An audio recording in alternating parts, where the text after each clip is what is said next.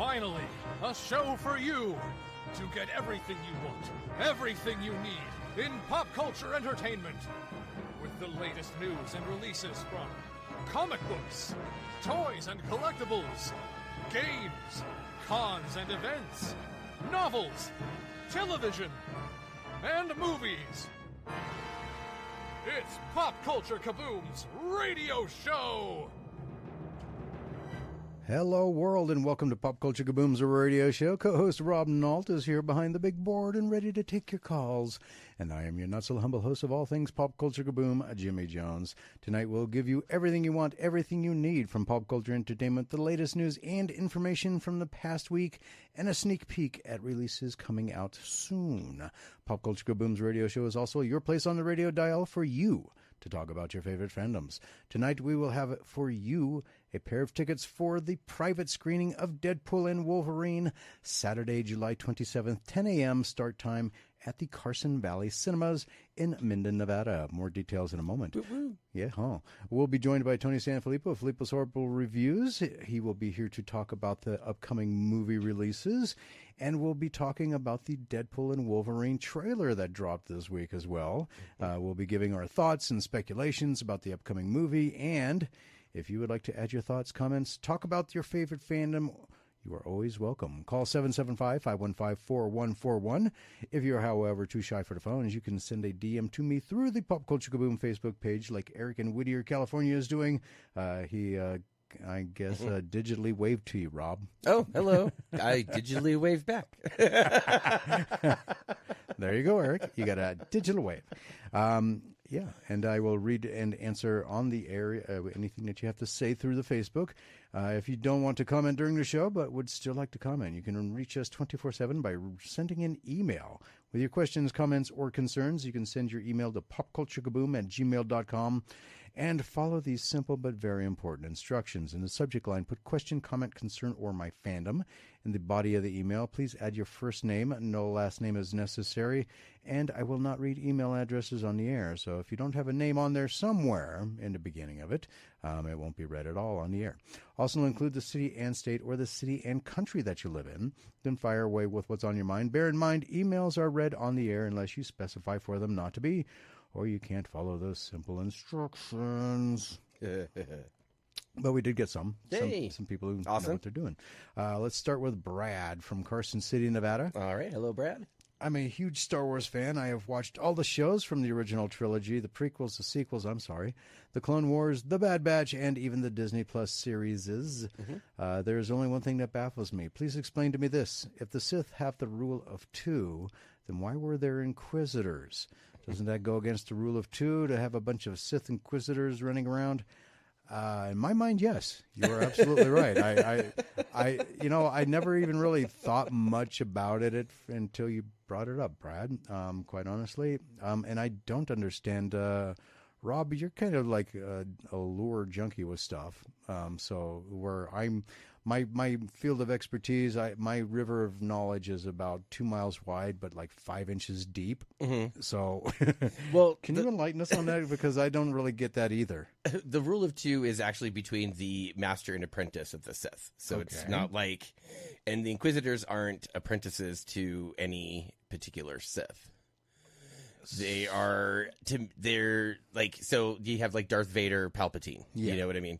The Inquisitors are like, they're a group that aren't aligned with the Sith. Eric is saying no, it's an imperial rank. Mm-hmm. Okay, so yeah, technically they're like force sensitive is what it is. So there's like Ahsoka is now basically considered a force sensitive player because she's no longer a Jedi. Yeah, okay.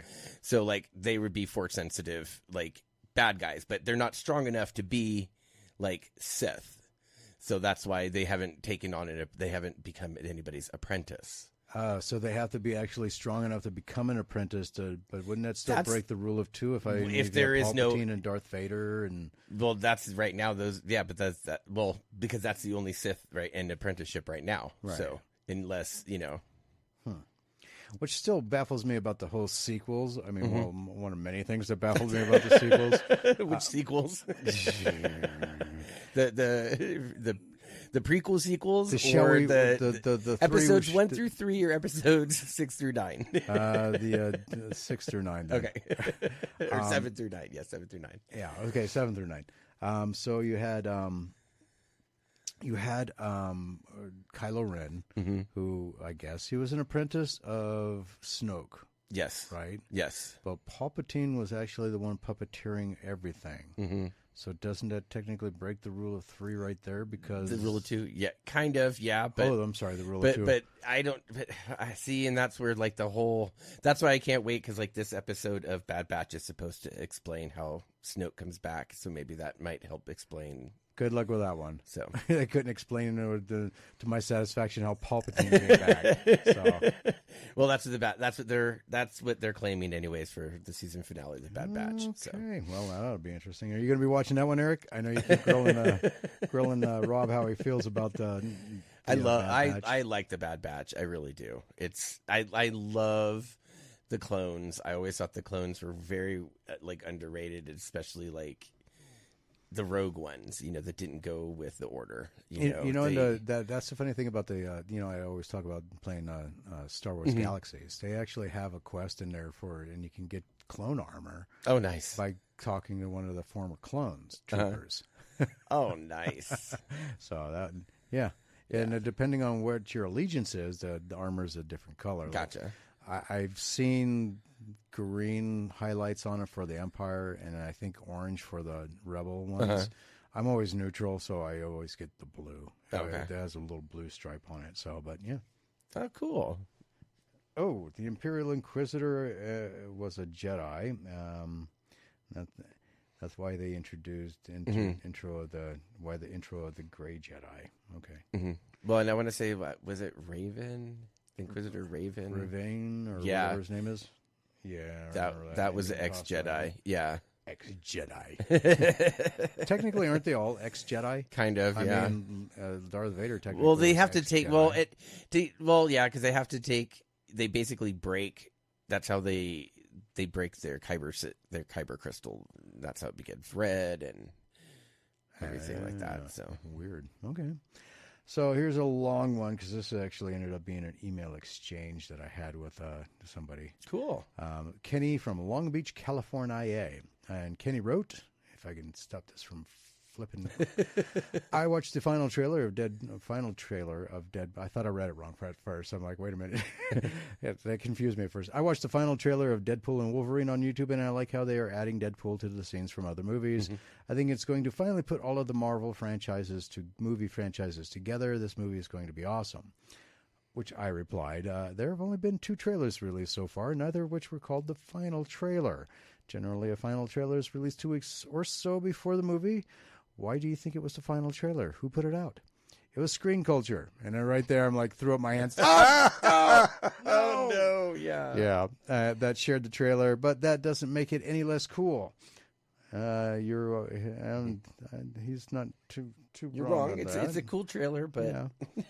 But if you know what you're looking for, you're like, oh, really, guys? But anyway, so I replied back to him. Sorry to break the bad news, but Screen Culture is horrible when it comes to their trailers.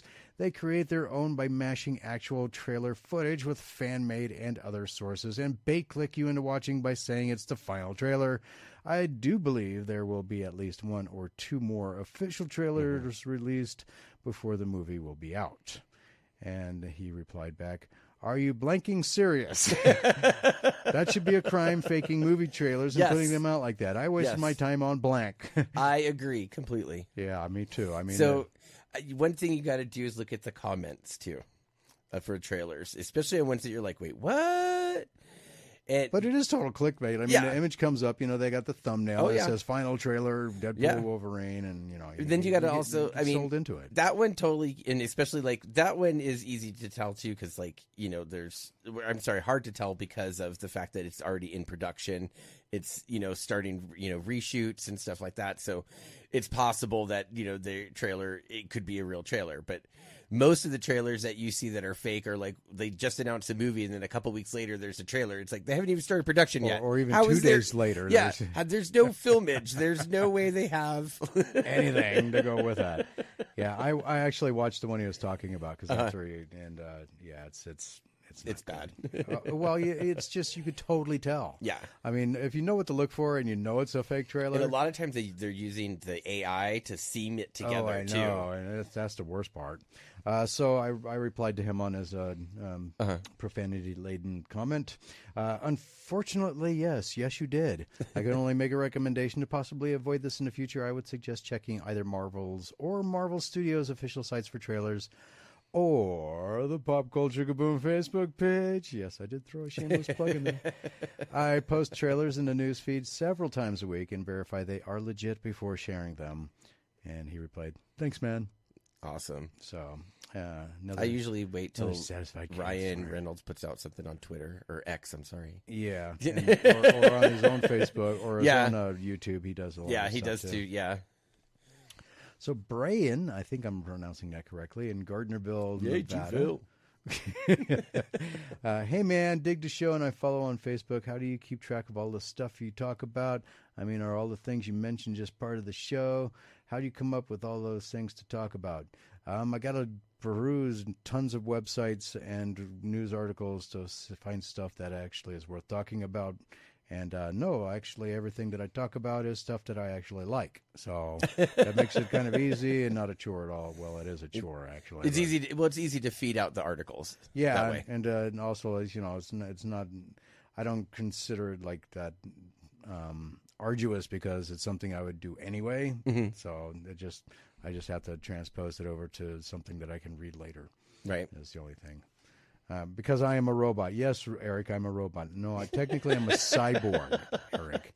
Android. 11:30. Laura in Carson City, Nevada. How were you able to plan the private screening and giving away tickets as the second trailer for Deadpool dropped? I didn't plan anything. Right. This is all actually, you might want to ask Mark Helton over at 97 and Now Productions that question, because he's the one who actually put together the private screening for Deadpool and Wolverine. We're just helping out. Yeah, and then he said, hey, this is what's going on. So then I made the announcement, and then the following week we're giving them away, and it just so happened. Mm-hmm. Oh, yeah, that explains why I have a memory glitches. Thank you, Eric. Appreciate that. So it was just happened to, serendipity. That's the only way I could explain it. But unless Mark does have a line to, somebody up in Marvel Studios, right, or, Ryan Reynolds' production company or something. If he does, I got to hit him up to have the, Ryan Reynolds on the show. Hello. But you can thank Mark for that, and just sheer luck that, everything came together the way it did. I know it helped out a lot because it really drove people to going, I really want to watch that movie. So, yeah. So that is what happened there, Laura. So it was just serendipity. Yep. I don't know what else to say. But I didn't put this together. That was Mark Helton at 97 and Now Productions. He just asked me to help him promote it, which we'll be happy to do. Yeah, absolutely happy to do. So, yeah. So those are the emails that I could read on the air this week. If you would like to send an email, please feel free to popculturekaboom@gmail.com. And follow those simple rules, please. You will not be warned again. All right. So this coming weekend, it's that great yearly event from Diamond Comic Distributors. It's Free Comic Book Day. Your local participating comic book shop will be getting up to 44 plus titles that you can pick up for free. If you don't know where the comic book shop is nearest you is located, that is participating, go to freecomicbookday.com, all one word, /store locator. Mm-hmm. Enter in your zip code, and their map will show you all of the participating shops in your area. Everyone listening here in Northern Nevada, I got you covered. I already did all the looking. Dreamwell Comics in Carson City is the only Northern Nevada participant in Free Comic Book Day. From Fernley to Gardenville, Lake Tahoe to Fallon. I went from north to south. East to west to west to east. Yeah, buddy. Or west to east, actually. Did I? Yeah, west to east, yeah. Yeah, I did. So, anyway, compasses. I got you covered. Yep, they are the only ones that not only is Dreamwell Comics celebrating Free Comic Book Day, they are celebrating it with a 2-day extravaganza, Saturday, May 4th and Sunday, May 5th, with all the Free Comic Book Day goodies, other celebratory knickknacks from both Free Comic Book Day and Star Wars Day, random free raffles. You just have to be in the store at the time for the raffle to be a participant. Okay. And, of course, Pop Culture Kaboom's radio show will be part of the festivities. I will be at Dreamworld Comics 2 p.m. to 6 p.m. Saturday, May 4th, and since Free Comic Book Day falls on what is known as Star Wars Day, anyone who is in Dreamworld Comics while I am there dressed in their best Star Wars cosplay from the light side of the Force. So you can be a Jedi, you can be a Rebel Trooper, you can be a Jawa, I guess, and they're kind of neutral, but whatever. Or a Wookiee, or Ewok, I guess. Sith? No, that's on Revenge of the Fifth. Oh, okay. So gotcha. On May 4th only, if you're dressed as a light side of the Force, or neutral, I will have a special gift for you. Well, to tend to lean kind of light side, I guess. I don't know. Just the dissidents of the galaxy from far, far away. I will give you my special gift from my private collections.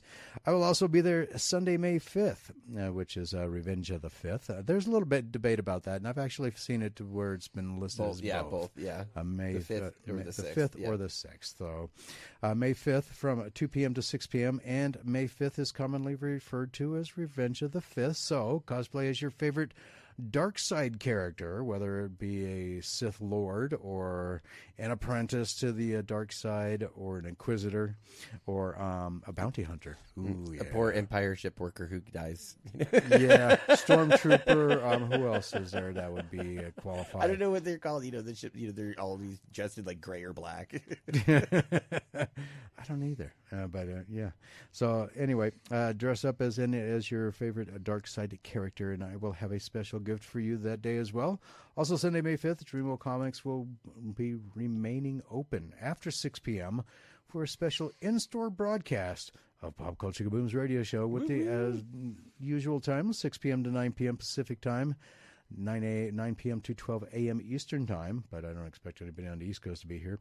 Everyone who's Star Wars cosplay either day are encouraged to be part of the live audience, as I will be giving whomever had the best Star Wars cosplay a grand prize, my Star Wars Power of the Force toy line, AT-AT Walker. And this thing's huge. I can't remember the dimensions of it, but it's a full-sized action for all your 3 3/4 inch Star Wars figures, and it even comes with both of the figures it came with, still in their bags. Wow. Yep. And and it's not boxed, because when I got it, I had to take it out of the box to. I'm like, I know this is going to decrease the value, but I don't care. Because when we were kids, we used to have one, and so. Oh yeah. Had to relive. I have all my Star Wars toys, but I have none of the boxes, because who knew back then? Oh, now Eric wants it. Well, Eric, you know where to be. Next weekend. Right? So, yeah. You got to be here, Eric. Just a short hop over the mountain. Oh, he's down in, where's Whittier, California? That's down south by L.A., south, right? Yeah. So, there. That's more than over. Just I think it's about 5 hours. 5 hours, Eric. 5 hours. Pay somebody to drive you. Not Uber, though. That'd be too expensive. Oh yeah. Anyway, it's not boxed, but it is in pristine condition. So if you would like to get that, you know what to do. 97 and Now Productions and Kaboom-Con, in association with Pop Culture Kaboom, will be holding a private screening of Deadpool and Wolverine Saturday, July 27th, with a 10 a.m. start time for the movie at Carson Valley Cinema in Minden, Nevada. Yes, that means be there earlier than 10 a.m. Yeah, oh yeah. There is no assigned seating either, so. Oh, so definitely be there before 10 a.m. Unless you want to be up near the front row. I talked with Mark Helton of 97 and Now Productions about this, and he set it up very specifically. The theater can actually hold about 108 people. I guess 8 is that very first row. But he didn't want people craning their neck to watch a movie, so he did not get. He's only going to have 100 tickets available. Gotcha. So that nobody has to sit in the very, very, very, very, very, very, very front row. Oh, well, good. Yeah. So, but there's only 100 tickets available. Yes. We will be giving away 40 tickets in total. Or in other words, 20 sets of 2. We gave away the first pair last week, so we only got 19 pair left. Yes. So, And this private screening is before the theater opens, and the movie theater opens at noon. And you are encouraged to be there early, like say 9:30 is the perfect time to be there, to participate in a raffle that will be held, as well as the cosplay contest. The cosplay contest is Marvel Mutant related. So from the pages of the X-Men, X-Force, the New Mutants, or any X title, Cable, etc., or even the Deadpool comic book, come dressed as or even the movies, actually. Any of the X-Men movies. Well, there was 3 or 4 of them. There's a bunch, depending on if you're talking there's about... the 3 originals with Hugh Jackman as Wolverine. And then there was the offshoot ones that were kind of like bad you had X-Men Last Stand, and then you had the then you had the ones with James McAvee. Yeah, those ones. So, who was it? Fassbender, what's his name? Michael Fassbender, yeah. Played Magneto. But yeah, so it dressed as any Marvel mutant from either the movies or I don't know if the television shows count, though. Why not? I don't know. I just don't know if they count or not. Oh. Why wouldn't they? Okay, that's fine. I mean... What about X-Men 97? That's like straight from like the 97 I know. TV show, so why wouldn't it count? I don't understand. All right, there we are. So TV shows as well. Anyways, dress as your favorite Marvel mutant. The winner of this will be getting a special prize from Carson Valley Cinemas. You can watch one movie a week for 52 weeks. So 1 full year of movie passes from Carson Valley Cinema. So very cool if you live in the area. Sorry, Eric. Yeah, right. So show up about 9:30 or so. The cosplay contest and winner will be announced right before the screening at 10 a.m. That is a hard start time, so do not be late. And again, there is no assigned seating. We're only giving away 40 total tickets, 20 sets of 2. And so mark your calendar, request time off, call in sick, I don't care, take vacation time. If you want to go see this as a private screening with nobody else in the theater, then you definitely want to be a part of this. If you don't get any of those 40 tickets, do not despair. Thanks to 97 and Now Productions, they will be giving the remaining tickets will be first come, first serve, $5 a ticket. You can't beat that with a stick because it's words. Yeah. But anyway, so if you want to go and see it, there you are. Either get them for free or $5 at the door, day of only. Cash only as well, and a portion of the proceeds are going to be going to Cold Nose Rescue and Sanctuary in Mound House and KNBC 95.1 FM Community Radio. So definitely going to be fun, especially after seeing that trailer come out. Yeah, which we'll be talking about later, by the way. All those emails about the trailers, we'll be talking about that with Tony, since he is the foremost expert in movies and stuff. To me, he is anyway. So there is now only 132 days until Carson State of Nevada's first ever pop culture. Oh, no, we're not. I'm still on the old time frame. Wow. I'm like, oh no, we're 3 minutes past the break. We're going to get shot. But no, we're not. Anyway, so called first ever pop culture and comic book convention, Kaboom-Con. 97 and Now Productions will be putting on Kaboom-Con Saturday, September 7th, 10 a.m. to 6 p.m. You can follow Kaboom-Con on Facebook to keep up with details and all the vendors. Sign up for the art contest and the cosplay contest. Keep up with all of the activity announcements and panels that will be taking place throughout the day. And, of course, special guest announcements for Kaboom-Con 2024. Tickets are on sale now, both on eventbrite.com and also kaboomcon.com. Kaboomcon, all one word, .com. And that's the first glitch. Thank you, Eric. He's gonna drill it into my head. It's gonna be like that. Did you see the meme with the Arnold Schwarzenegger as the Terminator?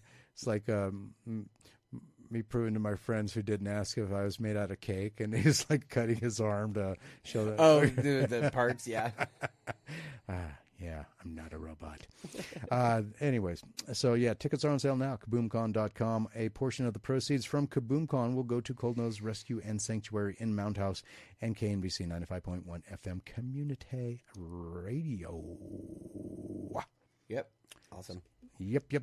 All right, so When Jim Lee and Chris Claremont launched X-Men #1 in 1991, it was done so with a gatefold cover that became famous, homaged repeatedly, and a high seller at auction.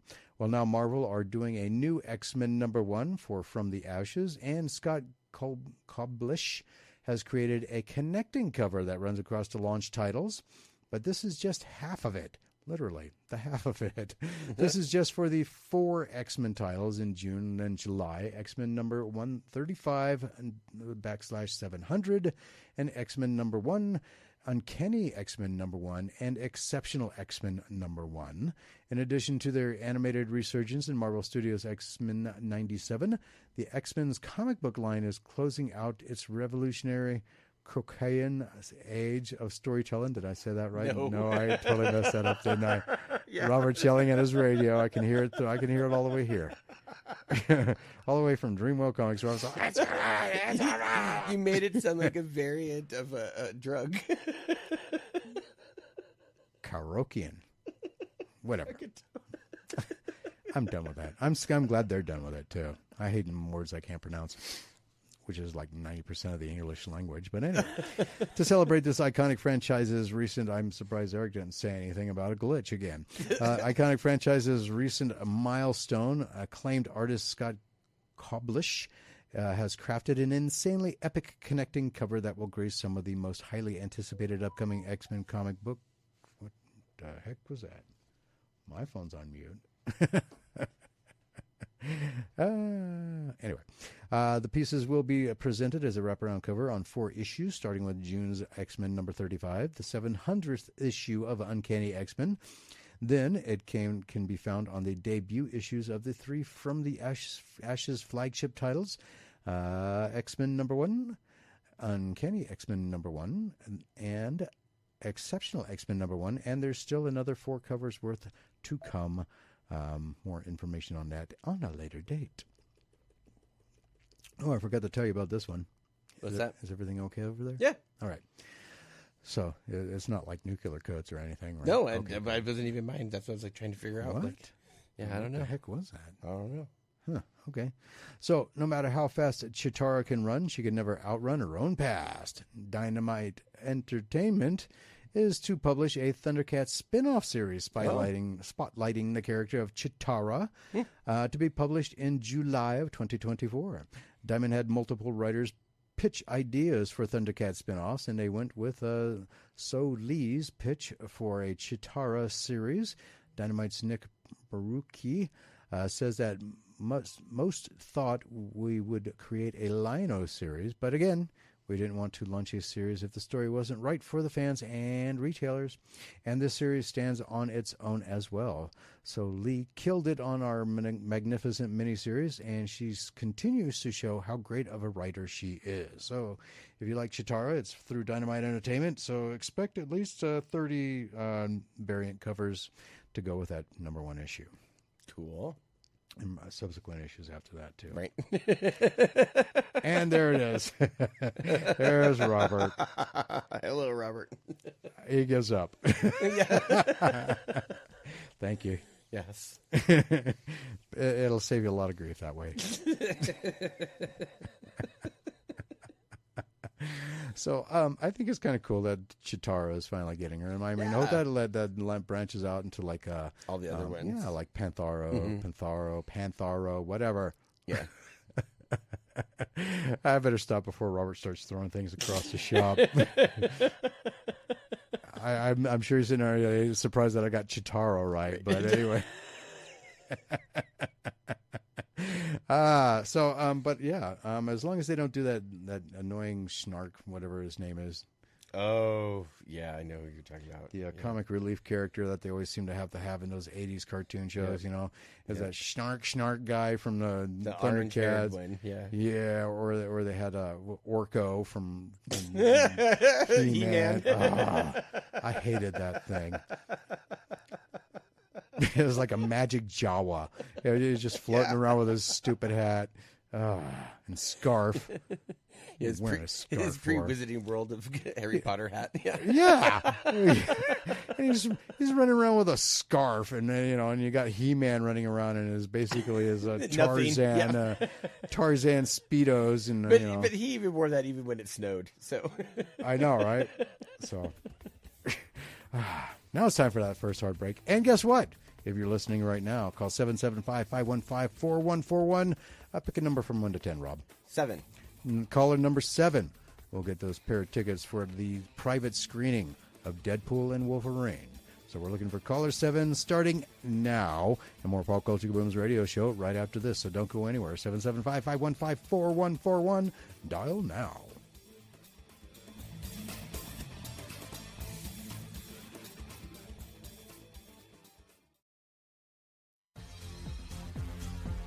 Welcome back to Pop Culture Kaboom's radio show. Oh boy, now Eric's comparing me to Max Headroom. Jeez. I'm a beta version of Max Headroom, that's what he's saying. Oh, okay. For anybody under the age of 30, Google it. Anyway. Matt Frewer. Huh? Matt Frewer, that was the actor who played Max Headroom. Really? Yeah. Didn't he be on Star Trek and stuff like that? Yeah, he had a big career in sci-fi afterwards. Oh, good for him. So, and I guess they never solved that whole Max Headroom Chicago broadcast thing that happened, I guess. That was like urban legend now. Remember that? That's kind of weird. But anyway, I digress. The mythos of DC has been around for roughly a century and has introduced some memorable heroes and villains along the way. As DC's newly released solicitations for July 2024 reveal, one with ties to a fan favorite Legion of Superheroes is about to return to the comics for the first time in years. The solicitations indicate that an upcoming issue of Kneel Before Zod will see the return of the Emerald Empress. Oh. I have no idea who this character is. Neither do I. As General Zod finally takes full command of his alien legion of supervillains, the Emerald Empress strikes. If Zod can withstand her insidious attack, the cosmic secret of the Eye will finally be revealed. The road to Zod's ultimate vengeance continues. Originally created by Jim Shooter and Kurt Swan, the very first version of the Emerald Empress debuted in 1967's Adventure Comics number 352. The first incarnation of the character was also known as Saya of Venegar. Venegar? V-E-N-E-G-A-R. Vinegar. And it sounds like tomato to me. Right, I know. And utilized a mystical sphere known as the Emerald Eye of Acheron to protect herself. In addition to facing off against Superboy and the Legion of Superheroes, Saria most recently appeared in DC Rebirth's Justice League vs. Suicide Squad series. The mantle of Emerald Empress has also been reintroduced in the form of Sira, a young woman who unsuccessfully auditioned for the Legion, as well as Falsi, an alien girl who accidentally gained power over the Emerald Eye. And Kneel Before Zod, General Zod was Krypton's most notorious criminal. Now he has an entire planet to rule. But what happens when the most dangerous individual in the universe gets everything he ever wanted? Obviously, he wants more. And he'll stop at then he didn't get everything he wanted, if he wants more. And he'll stop at nothing to get it. In the most brutal series you'll read this year, this is not a hero's journey. No. And that's very ominous, to say the least. Mm-hmm.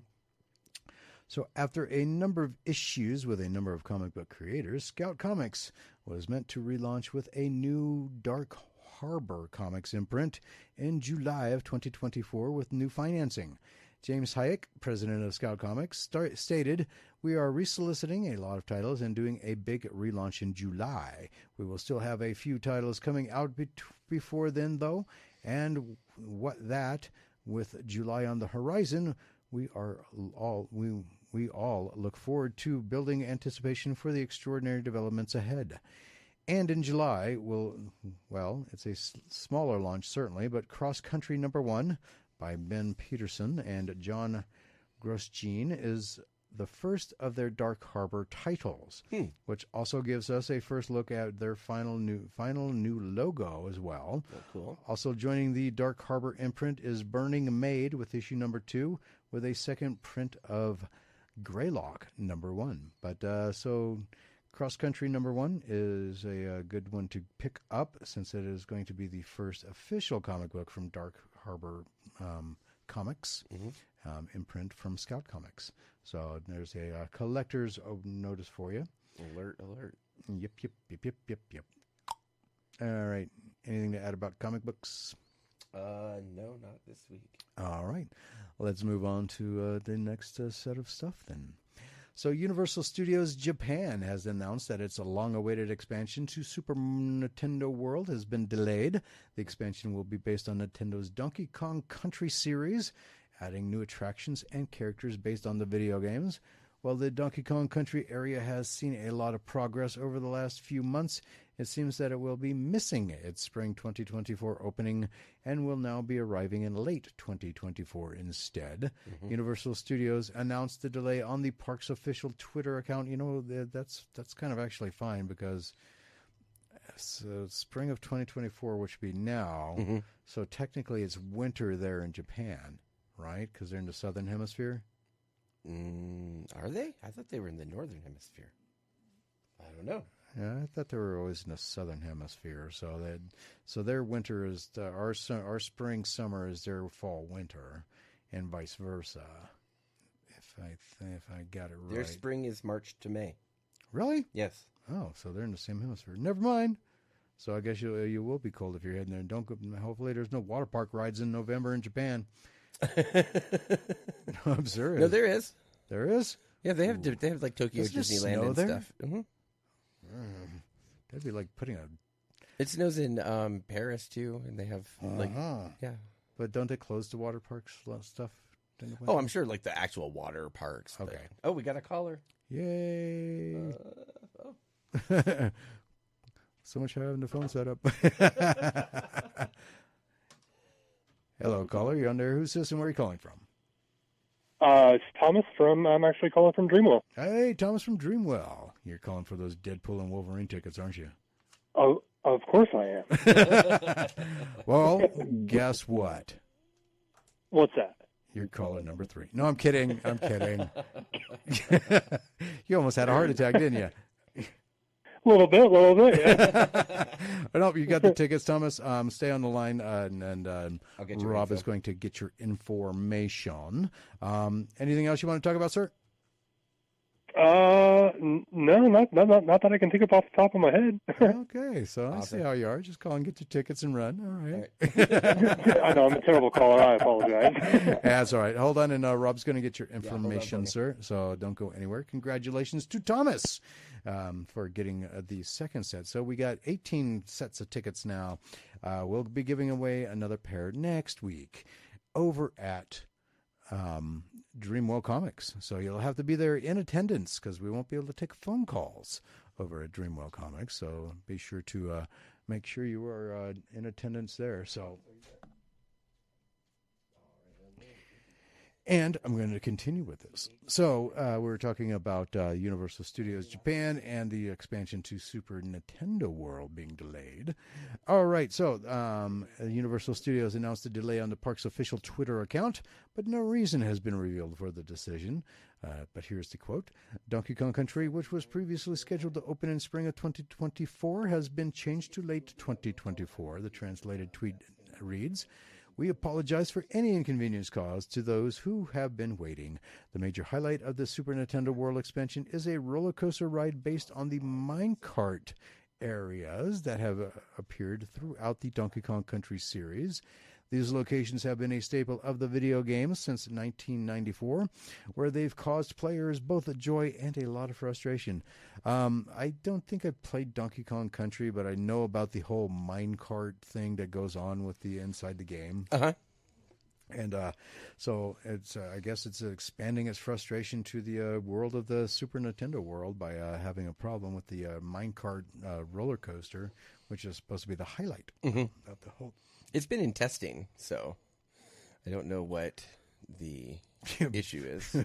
Bodies flying off. Well, they don't have that yet, They haven't tested, but they might. I mean, that's. But but I know it's been in testing because they have there's footage of like the ride going through and stuff like that. So. You know what I always wanted to do? I wanted to go and do that whole Godzilla zip line that they have. Oh, where you go through like his mouth, or they whatever. have that whole big giant Godzilla head set up, and you'd kind of zip line into his mouth and his gaping maw. That'd be fun. Zip lining's fun. That'd be kind of scary too, though. Because my vivid imagination would be like, so this is what it's like to be eaten alive. All right, I've done zip lining. It's fun. Jaws to everything on. This is what it's like. Anyway, yeah, but I've never ziplined before either, so that'd be interesting. You haven't? No. Oh, I just figure it's like being on a giant swing. It's different. Like we went to one in Puerto Vallarta, and you sit on this like little tiny. It reminds me of like the old school swing sets. You remember with the rope, which had just a single rope and that little round seat. Wow. And then they like strap you. You have like a. You sit on that, and then you have like a belt that attaches to like this rope atop, and they swing you down. This one was cool. It had like 14 different like zip lines, different lengths and heights and everything. So what'd you see?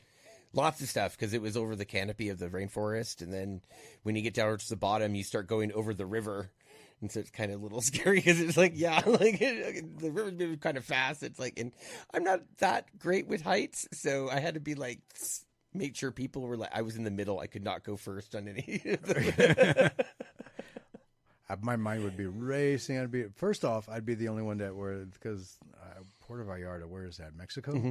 Oh, okay. There's no monkeys in Mexico, is there? I don't know. That's just South America, right? I know there was lots of birds.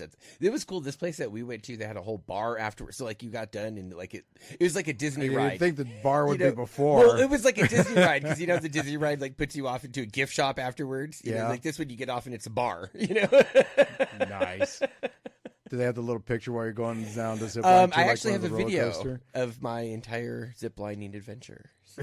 I'd be screaming the whole time. But anyway. Yeah, no, it was fun. Okay.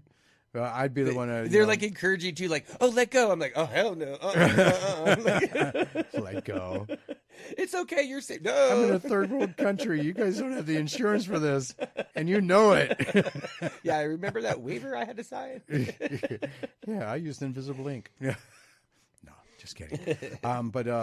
Yeah, I'd be the first one to have a monkey throw poo at them while they're ziplining by. Then ziplining over a river, I'd be like, are there piranha down there? Or alligator, crocodile, I guess. So. It was cool because like the bar actually had a water slide that went into the river. Like into the river? Yeah, I wouldn't be doing that. It was cool. Like I said, it was. I'm sure it would be. It was a really neat place. Living in Florida, you know that open bodies of water and crocodiles are a thing. Yeah, so, got to be cautious. Yeah, I don't know about Puerto Vallarta and crocodiles or alligators or yeah, or piranha. Or it was too cold. It was too cold for us to go swimming at the time of year we went. So wow, really? Yeah, we were in there in November. Huh? How cold was it? Like the river water was like 40 something. Really? So, yeah. Wow. A couple of people like jumped in and like jumped right back out and like. So nobody was a member of the Polar Bear Club. Yeah, apparently. no. Okay. Yeah, we didn't even really go swimming. So we went swimming in the pool because the pool was heated. But we didn't go in the ocean, which was like 1,000 feet from the pool. And cold. Yeah. Yeah. The Pacific is always colder than the Atlantic too. Yeah. So that's what alligator bits are good eats. Okay. Make good, apparel. Mm-hmm, that too. Get yourself a pair of boots and a belt and a hat. You'd be like Crocodile Dundee. Right. Good eye, mate. All right. Anyway, let me finish this. In a great nod to the games, the coaster will include segments where the cart appear to jump over broken tracks. Oh, yeah, that's not going to be heart attack inducing. The Donkey Kong Country area will include nods of two. So no wonder that's probably why it's being delayed. Well, no, it's actually what it is the vehicle is actually located, I don't know how many feet above the actual wheels of the ride. So it looks like. So what they've done is they've basically built like two roller coasters. They have where the roller coaster ride actually is, and then they have like the fake coaster where it looks like you're riding. Okay. All right. So we got another caller. Yep. All right. And hello, caller. Who's this and where are you calling from? Hello, my name is Addison Hopkins, and I'm calling from Carson City, Nevada. Hello. How are you, sir? Fantastic. Are you... Thomas already got the tickets for Deadpool and Wolverine, unfortunately. All right, sweet. Thank you. Oh, yeah, well, while y'all got you on the air, do you want anything you want to talk about? Well, I'm trying to raise awareness for underwater hockey. Underwater hockey. I play underwater hockey up in Incline Village, trying to get more people to come play, you know. Underwater hockey. Yeah, you got to explain this a little bit, if you could. I'm kind of interested. So you wear, like, snorkeling gear. Oh, really? And so you just hold your breath. There's a weighted puck. The stick is only about a foot long, and you dive down, and you play hockey. And you do it's this. The only sports played in 3 dimensions. And you do this in Lake Tahoe, or in a swimming pool? It's in a pool, but still, it's up at Tahoe. All right. Well, do you have any website information or anything? Oh, no, I wish I did. Oh, you're not prepared. Just kidding. If people are talking about it, you know. Okay. Well, interesting. I have never heard of underwater. Yeah. Neither have I. So cool. Interesting. So I guess it's going to be the sport of the future because of global warming and all the ice rinks melting. Just kidding. Could you imagine they like take it out now? Like you have them on hockey, and then you have like the movable floors. Now it's underwater. They got to dive. Then they really up the ante and release piranha. It's like, I'm sorry, we can't afford to keep the ice going, so we just let it melt. Yep. Okay. Hey. Well, I will definitely keep my ear open for that, and learned something new today. So thank you. I appreciate the call. And I guess if you want any more interesting tidbits, I also make balloon animals professionally. Really? Yeah. So what are you doing this town in Nevada? What are you doing this? What are you doing next weekend? Making balloon animals. Do you have a TV? No, I'm kidding. Do you have a place that you do this at, or? Yeah, so if you've ever heard of Virginia City, Nevada, okay, that's where I make balloon animals at. It's an old historic town. Wow. Yeah, oh, nice. If we've ever heard of Virginia City. How fun. Well, maybe you should come down to Dreamwell Comics next weekend. Dreamwell Comics. Yeah, we won't be able to give away tickets over the phone next week. It'll have to be actually live in person because we'll be doing a live broadcast from there. Oh, dang. Where is that at? Dreamwell Comics. It's in Carson City. You ever heard of it? No, I'm kidding. Yeah. Okay, it's over by the Chinese place, Bamboo Garden? Yep. Yes. Yep. Yeah, we're going to be there. What time is that at? From what 6 time to is 9. it? It starts at 6 to 9. And if you come in dressed in Star Wars cosplay, I'll be giving away my Dark AT. side. Yeah, if you come and actually, once you Google Dreamwell Comics, get their phone number, give them a call. Maybe you can be down there making some balloon animals at Dreamwell. That would be fun. Yeah, so give Dreamwell I'm really a call. excited for that new Deadpool movie, though. So I just had a friend text me the number. I'm like, it won't hurt. Yeah, come down and see us next weekend. Well, we got 18 more pairs to give away between now and when it comes out. So keep trying. But definitely, I'll be giving away another set next weekend at Dreamwell Comics, Sunday, 6 p.m. to 9 p.m. All right. Thank you. Thank you. You're welcome. You have a good day. Thank you for the call. You too. Bye. All right. That was cool. Yeah, nice. Nice kid. So somebody text him the phone number. Yeah. I guess we don't say the phone number enough. So it's 775-515-4141. And we almost synchronized it. Yeah. We could do it like harmony. Yeah, we could do it all creepy like the two kids from The Shining. Oh, 775. Anyway. That's too weird. No, I'm sure Eric's going to make a comment about I'm turning you into a robot. So, but that's interesting. Underwater hockey. I know, right? What'll they think of next? I would never. Yeah. Those are two sports. So it's kind of like sounds like a With version of water puck? polo, but underwater, and it seems maybe it would be frustrating because you're snorkeling gear, so you can only hold your breath for so long. Mm-hmm. And so, then, and then when you hit the thing, it's not going to fly that far, right? So, I see it very low scoring. Very low scoring. Yeah, hockey's low scoring as it is, but yeah, I can only see the puck maybe going like 2 or 3 feet at most, even if it's weighted. Right. Crystal's chiming in now. She says that underwater hockey has been around since 1880s. Oh, okay.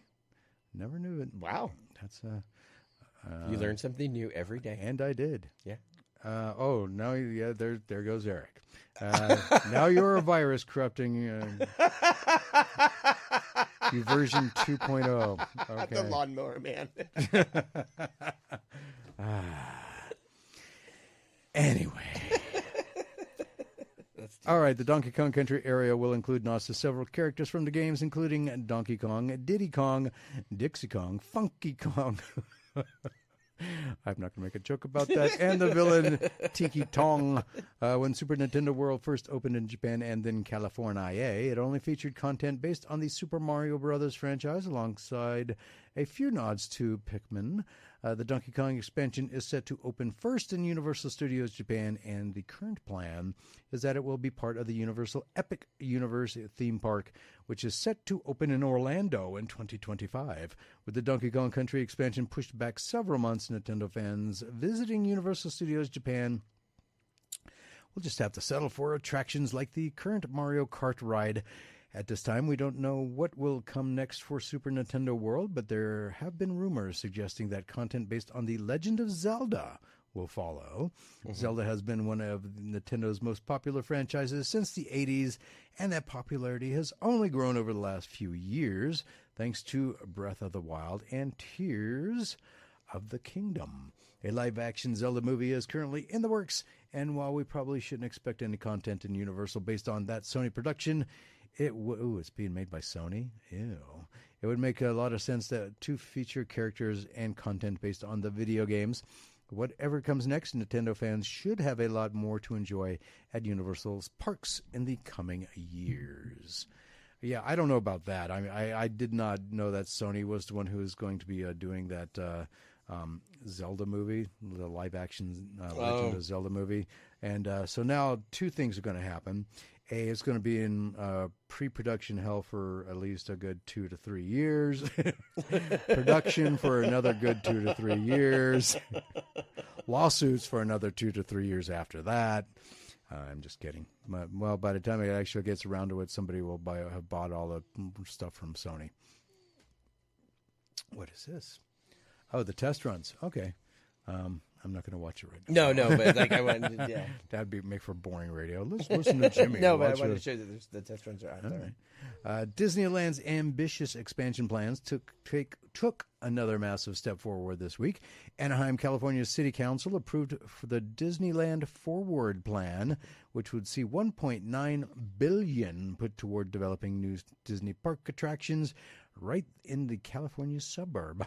While a final vote remains on May 7th, the entire council put their stamp of approval on the 40-year vision for the beloved theme park. Disneyland has about 57 acres sized up for all kinds of new attractions and parking. Some Anaheim residents have voiced concerns. However, the city council is completely on board after the hours-long meeting this week. And they say, and I quote, "We are thrilled that the city of Anaheim has agreed to work together in this legacy project." Disneyland Resort President Ken Potrock wrote in a statement, while also noting the final vote in a few weeks, "We look forward to bring to our bright future together." Mike Lester, a city spokesman, also offered comment to the Associated Press. "Whenever Disney invests in Anaheim, we see city revenue grow and our economy expand," the spokesperson added. "This is a milestone vote for our city. All of this news follows a $60 billion commitment to revamp Disney's parks and experiences. The COVID-19 pandemic has introduced challenges across the business world.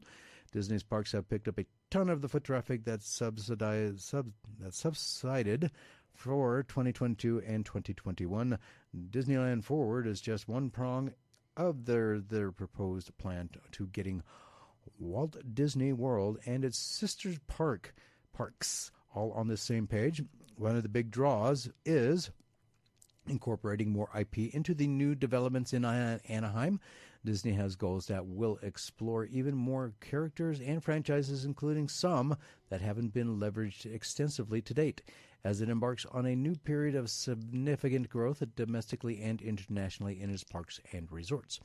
We believe that the company's financial condition is strong and that its cash balances, other liquid assets, operating cash flows, access to capital markets, and borrowing capacity under current bank facilities taken together provide adequate resources to fund ongoing operational requirements, contractual obligations, upcoming debt maturities, as well as future capital expenditures related to the expanse of existing business and development of new projects. The company's 8K filing with the SEC read.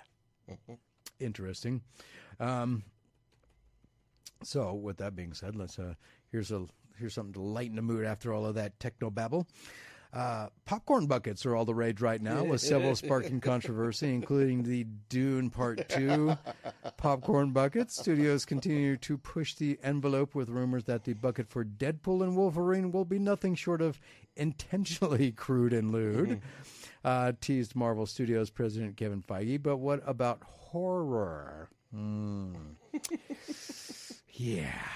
Okay, so horror fans hope to see a Terrifier popcorn bucket available in theaters nationwide when Terrifier 3 releases this fall.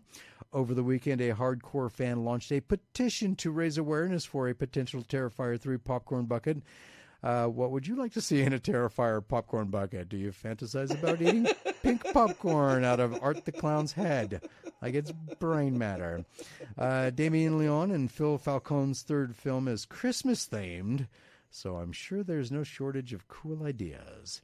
Cineverse and Bloody Disgusting, oh, for Pete's sake. Bloody Disgusting are reteaming with Iconic Events Releasing as the theatrical distribution partner for Terrifier 3, coming to theaters nationwide later this year. He's wearing Santa's face as a bib. Yep. Oh, boy. You know, I don't think he got that off with that axe, though, I can tell you that. All right. Yeah, I think there was some peeling involved. Yeah, I think there was a lot of peeling involved, and not of oranges. What else do you peel besides oranges? I don't know. Bananas. Yep, Eric, they did buy that. They did what? 34 acres for Disneyland, bought by Disney. Oh, yeah. Yeah, because they're basically taking all their existing stuff that they have and making that the new expansion, and they're moving the parking out.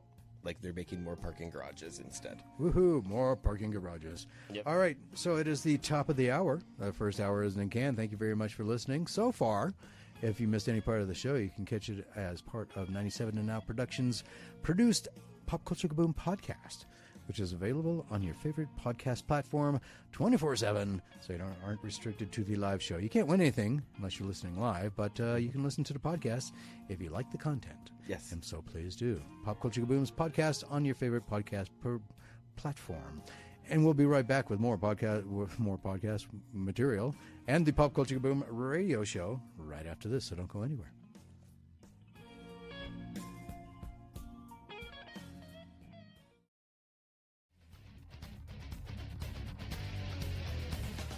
Welcome to Pop Culture Kaboom's radio show. Everything you want and everything you need in pop culture entertainment. Rob Nault is behind the board. My co-host. I am your not-so-humble host of all things Pop Culture Kaboom. And each week the Film Powers That Be release dozens of movies, some of which you will never hear about except here. I wish that wasn't true, but it is. Each week's upcoming releases are carefully picked over from Rotten Tomatoes, and up to 5 films are selected from genres that I would watch, and those genres are action, adventure, horror, science fiction, anime, or fantasy, and that is pretty much it. With that in mind, we sit through some of the most hideous trailers ever made, and we will read you the synopsis of each film, then give you our not-so-humble opinions. Bear in mind, Rob and I are not professional movie critics. We're just overly opinionated blowhards, but Mr. Tony Sanfilippo, Filippo's Horrible Reviews, is. You can catch all of Tony Sanfilippo's reviews of concerts, television shows, and movies at Filippo's Horrible Reviews. And how are you, Saw? Hey, I'm doing good, Jimmy. Not in a car this week. We're not on the side of a road launching a conch back into the ocean, so it's a good time. Did you by chance catch the podcast of the show last week? No, man, I was so embarrassed because I know I had to have sounded awful, and I was telling Jamie Anna how frustrated I was because I don't want to ever come on the show and not be professional, but I could not hear you guys. I had the navigation lady like, please get on the 75. Please get on the 75. And thank goodness you guys couldn't hear that. But it was chaotic. And I'm just like, I'm good. I would imagine it's pretty bad, though. So you guys probably sound fantastic, but I was starting to worry. The subject, I was starting to worry that you were having a stroke or something. I really. It was bad. So a little side story is I found this conch shell, and there was a conch in there, and I took the shell when I was reading about it that it's illegal to take these things. You can't, if they're living inside, you can't take them. And they lived something like 6 hours, and we had it for 4 hours. And then once I read it was illegal, I was like, well, we should probably get rid of it. Plus, Jamie made a good point that if we would have taken this really cool conch shell back with us, it probably would have stunk up the luggage and everything. No, probably. Let me tell you something about conch shells, okay? Dude, so when we got off, like literally, like when we got back on, and you're like, Tony, are you there? And literally using a shell to launch this frickin' conch back into the ocean. And like, I couldn't tell you guys that's what I was doing, but I was like, I didn't want to legally take this conch shell. And then you got to tell me, I've heard they're really nasty, like the smell. Oh, you have no idea. Yeah, here's the honest thing about those things. First off, the animal that's inside the conch shell, they will literally they shoot. They as one of their self-defense mechanisms. They launch water at you. Yeah. For starters. So you're lucky you didn't get like conch pee on you. So that's the first thing. My dad used to, because he would back and then it wasn't illegal. Because he would get someone, he'd go scuba diving, then he'd tie a rope to him, hang him around the animal's foot, and hang it from a tree branch, so that the animal would finally just come out of the shell, and then he'd cook it up. But man, those things stunk to high heaven.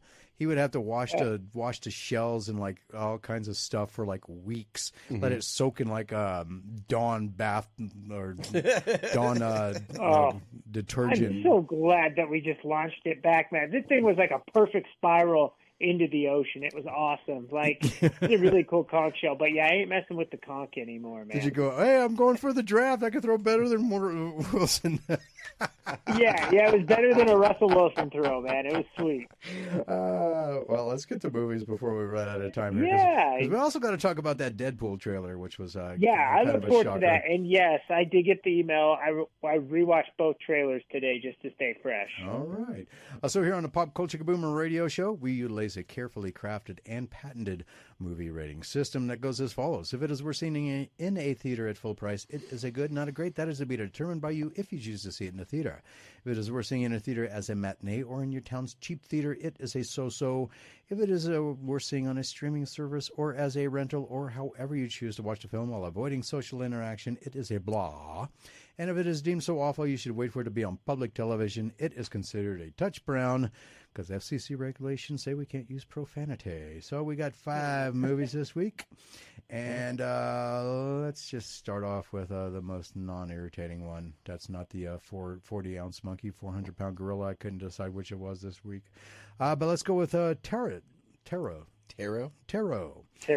When a group of friends recklessly violates the sacred rule of tarot readings, never use someone else's deck, they unknowingly unleash an unspeakable evil trapped within the cursed cards. One by one, they come face to face with fate and end up in a race against death to escape the future foretold in their readings. Okay, that was the synopsis. And as you watch the trailer and all of our foolish, unbelieving, young, dumb, and full of doubt cannon fodder characters start dropping like flies. Seriously, I have no reason to watch the movie in full because I just caught the NASCAR highlights in a 2-minute and 1-second trailer. Believe what you want about tarot cards, but trust me when I tell you this is a touch brown. Tony, what say you? Hey, want to know your future? Contact Miss Cleo. She reads your tarot cards. Silly teenagers playing with somebody else's tarot cards. This brings all the demons out, and you know the drill. They're cursed and they're tormented, so it's time to fire up the jump scare drinking game. In full effect.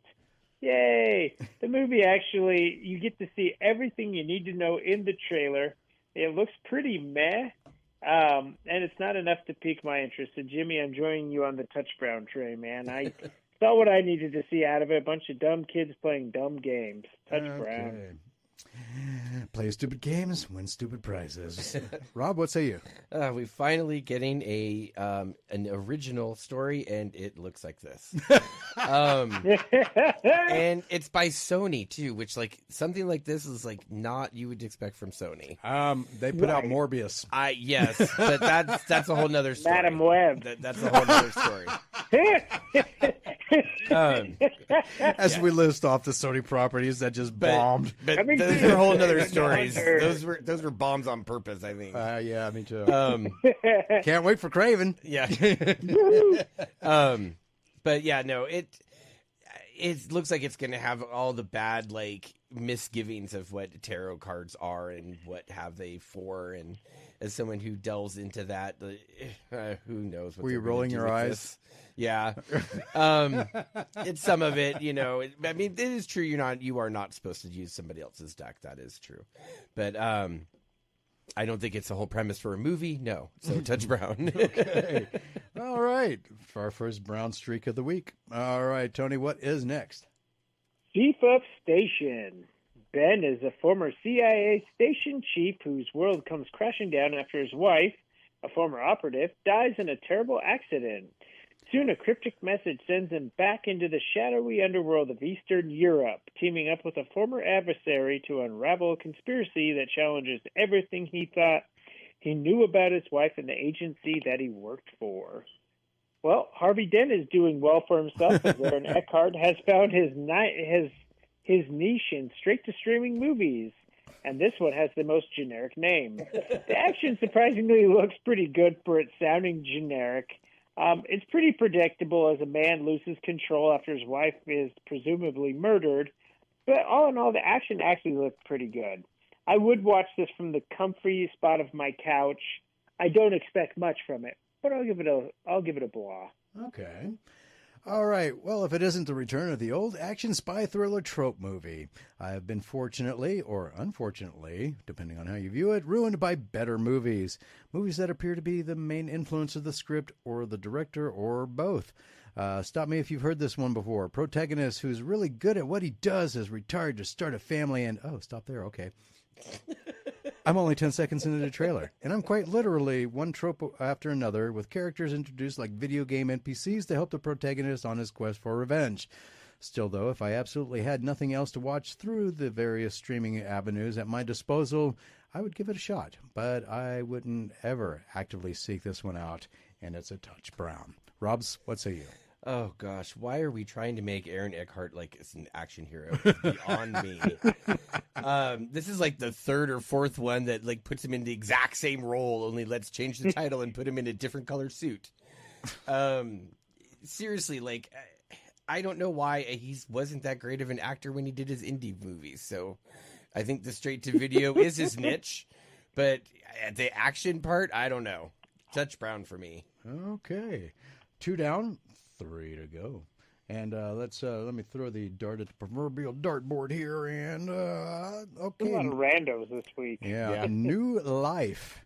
Okay, something I desperately need, I think. But anyway, Jess is a woman on the run, desperate to cross the Canadian border to escape her past. On her tail is Elsa, a resourceful agent whose recent life-altering diagnosis leaves her one step behind. Okay. As their chase narrows to the mountains of the Pacific Northwest, holes in Elsa's investigation begin to fill with fresh bodies. Soon the pursuit spirals toward its harrowing confrontation between the two women in search of meaning and redemption on the razor's edge of catastrophe. Okay, that was as vague can get. So when you watch the trailer, vague and unnerving are just two words to describe what that also, and that's what comes to mind. With the aesthetic of No Country for Old Men, the drama-heavy burdened weight of Contagion, and the pacing of a snail, you really, really have to like your dystopian horror to sit through this. With the help of lots of coffee, I don't know if I would have the stamina. Though I will give it a shot because it does look like an interesting take on the alien-human hybrid horror. I think that's what's going on in this anyway. But I don't want to risk falling asleep in a theater, so I'm going to give it a blah, though. What say you, Tony? Excuse me, ma'am, what happened to your face? Is that Sarah Connor trying to help you, Jessica? Or is that patient zero running to the snowy mountains? The trailer shows a girl running, thinking she's wanted for murder, but I'm guessing based on the biohazard suit and everything going on, she's infected with some type of virus. Maybe this is the start of the zombie apocalypse. I don't know. It's all pretty vague and all over the place. The movie doesn't look terrible, but it also doesn't look enticing enough to want to go to the movie theater to see that. It's kind of hard to tell what it's trying to go for, but I'm also agreeing with you, Jimmy. I may not actively seek it out, and I may doze off, but I would watch it from the couch, so I'll give this a blah as well. All right. Rob, what say you? Okay, so we have this trailer that starts off as a normal trailer, then for some reason goes weirdly bonkers. I had no idea what the heck was happening. Like all of a sudden, like gunshots, and then I was like, "What is happening?" I don't know if it's gonna. I'll probably end up watching it if it comes on TV because I'll be like, "Oh yeah, that's the one that I didn't know what was going on." And there's usually a different trailer when it comes on the streaming service. Yeah. So a better trailer, perhaps. So that might intrigue me more. So I'm going to go with the blah, just because I'm intrigued by the premise, because I have no idea what the heck is going on. Yeah, just somebody all of a sudden having like some weird seizure on the ground. Yeah, blood in a sink. And then at the end, she's like firing at herself or something. I wasn't quite sure what was happening there. It oddly turns into almost like a Nine Inch Nails music video. Well, as I said, it went bonkers. Okay, but the highest rated one so far with all blahs. A blah Triple streak. B. A triple B blah streak. Okay, so Tony, what is next? All right, let's take a ride on the Mars Express. In 2200, private detective Eileen Ruby and her android partner Carlos Rivera are hired by a wealthy businessman to track down a notorious hacker. On Mars, they descend deep into the underbelly of the planet's capital city, where they uncover a darker story of brain farms, corruption, and a missing girl who holds a secret about the robots that threatens to change the face of the universe.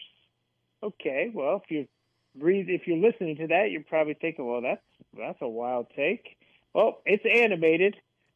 These robots think they're humans. The animation wasn't bad. The story looks so-so. I basically get the gist that robots want to live like humans, and I thought the red robot with the multiple legs was trippy and a little different. The more I thought about this, I was like, would I really ever sit and watch this? And the answer was no. So I got to go with the Touch Brown because I just would never watch it. Okay, to TB for Mars Express for Tony. Mars! All right, so if this wasn't the direct result of someone deliberately taking wholesale bits from Blade Runner and iRobot, throwing them together to see what sticks, I don't know what is. This would have actually been an interesting watch for me, but this thing looks like such a carbon copy that I lost all interest quicker than the scene-to-scene edits in the trailer. I do like me some sci-fi anime, so I probably will watch it at some point, so blah. Rob, what say you? So we have an 80s animated movie about Blade Runner. Is it from the 80s? No, that's what it reminds me of. The animation style is very, to me, 80s style. But it did remind me of like Blade Runner, only boring. Like, I don't. I was really intrigued. I'm like, ooh, cool, an animation movie about sci-fi. I like that. It's like intriguing. And then this trailer is boring. So I doubt I'll ever end up watching this just because it looks boring. So Touch Brown. Oh, okay. It was the whole raving, the dance rave scene. Oh yeah, yeah, that was kind I of just thought it annoying. was so weird. Like, I'm like, is this really? That's when Jamie walked in from work, and she's like, "Oh, what are you watching?" Oh, that's one of the trailers said. She goes, "Huh, I wouldn't watch this." Then she walked away. She just kept going. Nice. Yeah. Okay. So we're up to the 40-pound gorilla in the room this week. Oh yeah, it is. Okay. Yeah, Universal's going all out for this movie. All right then. So let's recap the first 4 movies. First off, Tarot was a big brown streak from all of us. So Touch Brown City. Chief of Station. Tony gave it a blah, and Rob and I gave it Touch Browns. New Life, all of us gave it a blah, so it was a blah streak. And Mars Express, I gave it a blah, Tony and Rob gave it Touch Brown. So mixed feelings on everything this week, kind of. Which brings us to the 40-pound gorilla in the room this week, The Fall Guy. He's a stuntman, and like everyone in the stunt community, he gets blown up, shot, crashed, thrown through windows, and dropped from the highest of heights, all for our entertainment. And now, fresh off an almost career-ending accident, this working-class hero has to track down a missing movie star, solve a conspiracy, and try to win back the love of his life while still doing his day job. What could possibly go right? Not this movie. So the original The Fall Guy TV show was about a stuntman that moonlights as a bounty hunter when stunt work gigs were a little far between. Now we get this, a modern-day retelling where the concept has been twisted into a Hollywood behind-the-scenes docudrama mashed into a rom-com, and for that little nugget of childhood destruction, Touch Brown. Tony, what say you? Ken and Mary Poppins are cranking the Bon Jovian journey through action as the director falls for a stuntman. And then the star is murdered, and it's an action-packed ride. I actually think this movie looks awesome. I don't know see, if I grew up on the TV show, maybe I would feel different, but I never watched the TV show. I feel like it's going to be along the lines of Bullet Train, which is just this nice, ridiculous action movie. I do have tickets that comes out on my birthday Friday, so since there's no Marvel movie to see on my traditional birthday movie watching, it's going to be this one. So I'm going to give it a good. Oh. And I'll give you a review. We'll see if it is good. All right, so watch Filippo's Horrible Reviews for the review of The Fall Guy. All right, and Rob, what say you? Actually, like I enjoyed the Lee Majors TV show. I thought it was great.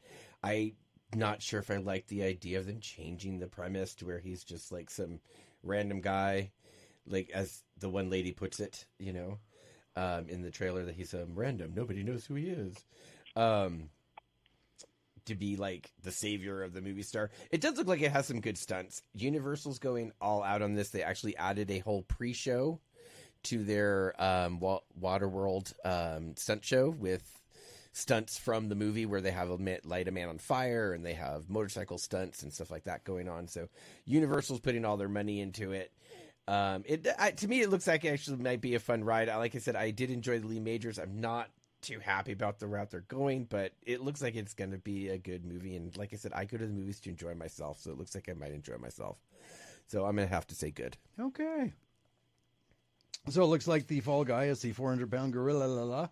Kind of lives up to its name. Tony and Rob both gave it goods. I, however, gave it a Touch Brown because I'm bitter. Anyway. But you have every right. You just liking the show. Hey, I did too. It's a fair take, you know. Yeah. It's a fair take. Mm-hmm. Actually, I grew up with my parents watching that, actually. Oh. So they were the ones who subjected us to it. I barely remember the show. Interesting little fact, though. The Fall Guy TV show, Lee Majors actually sang the title theme for it. So, and I did not know that. I just remember it. It was kind of like twangy country or something. Yeah. Okay. So there you have it. Fall Guy. And Lee Majors was great. Mars Express. And he also was... the $6 Million Man. Yeah, I remember that. Yeah. I remember watching that. All right. So next week, Tony, you will not, unfortunately, be with us because we will be live from Dreamwell Comics. I hope you'll be listening, though. No, I won't be because I'll be at the Stained and Seether show. I'll be at a concert. The S&S. Yeah. Okay. Yeah. But I will be listening because you guys will have the podcast version. So I'll catch that. That's how I usually catch it. It's like if I miss a lot of the show, it's usually that. So I'll be listening on our podcast, but not live, unfortunately. But I want you guys to have a fun show. It's going to be awesome. Thank you, sir. Thank you. I hope so.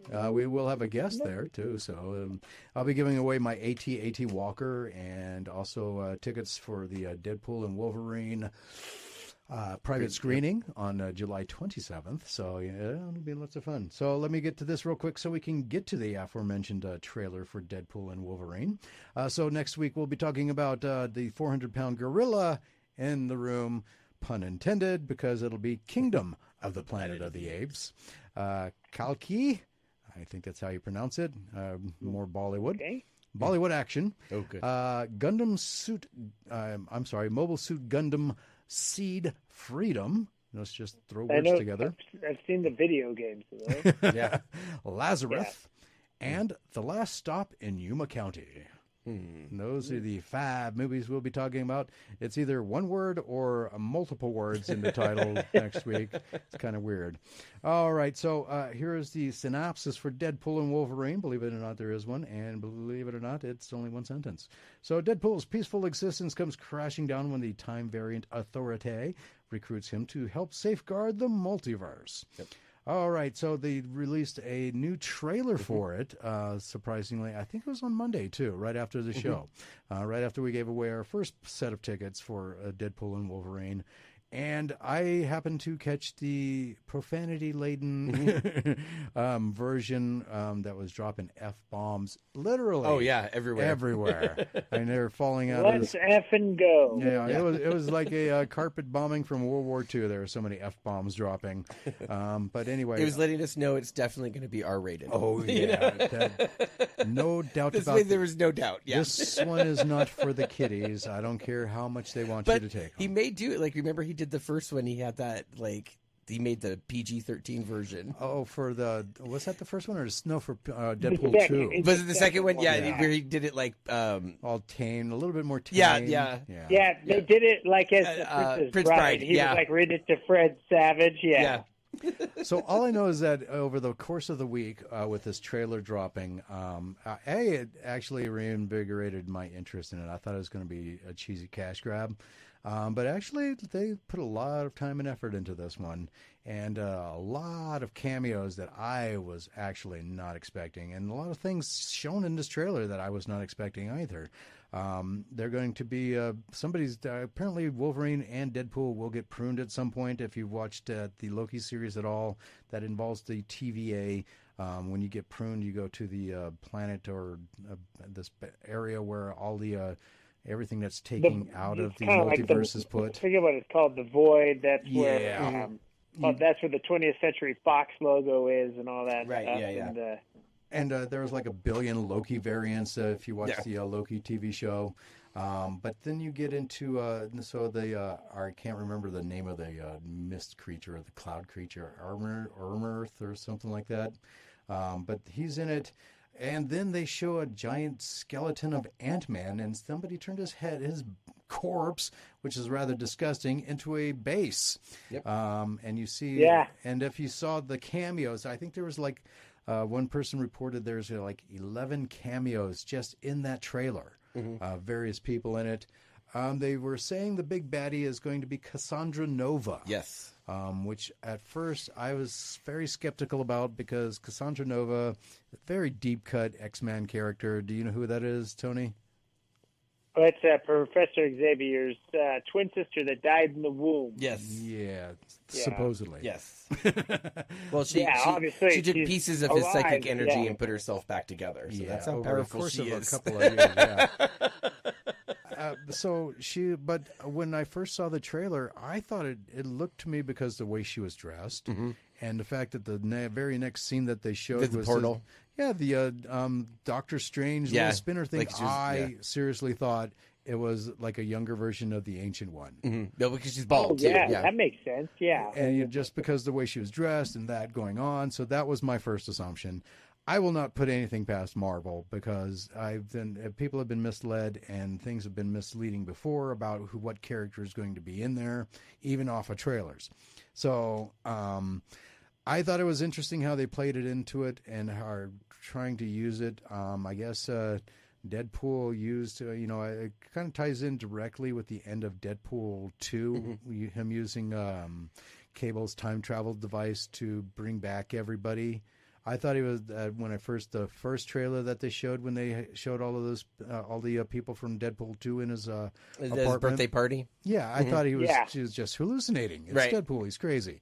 So, but I guess that's real, and so now he's at risk of losing all of them, and so that's why he has to go after Wolverine. I thought it was funny that he had that bad toupee stapled to his head, and it got pulled off. So that was humorous. But to me, that whole go ahead. The drug reference things at the end. Oh, where he's like, Feige won't let us. That was the one thing Feige said no to. Yeah, Feige, yeah.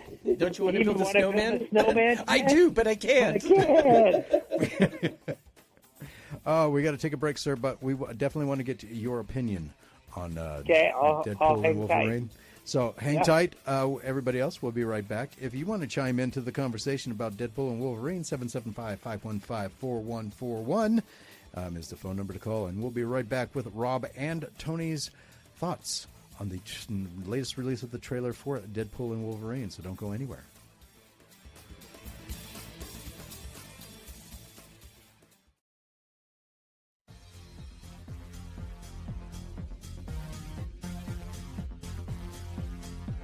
Welcome back to Pop Culture Kaboom's radio show. Everything you want, everything you need in pop culture entertainment.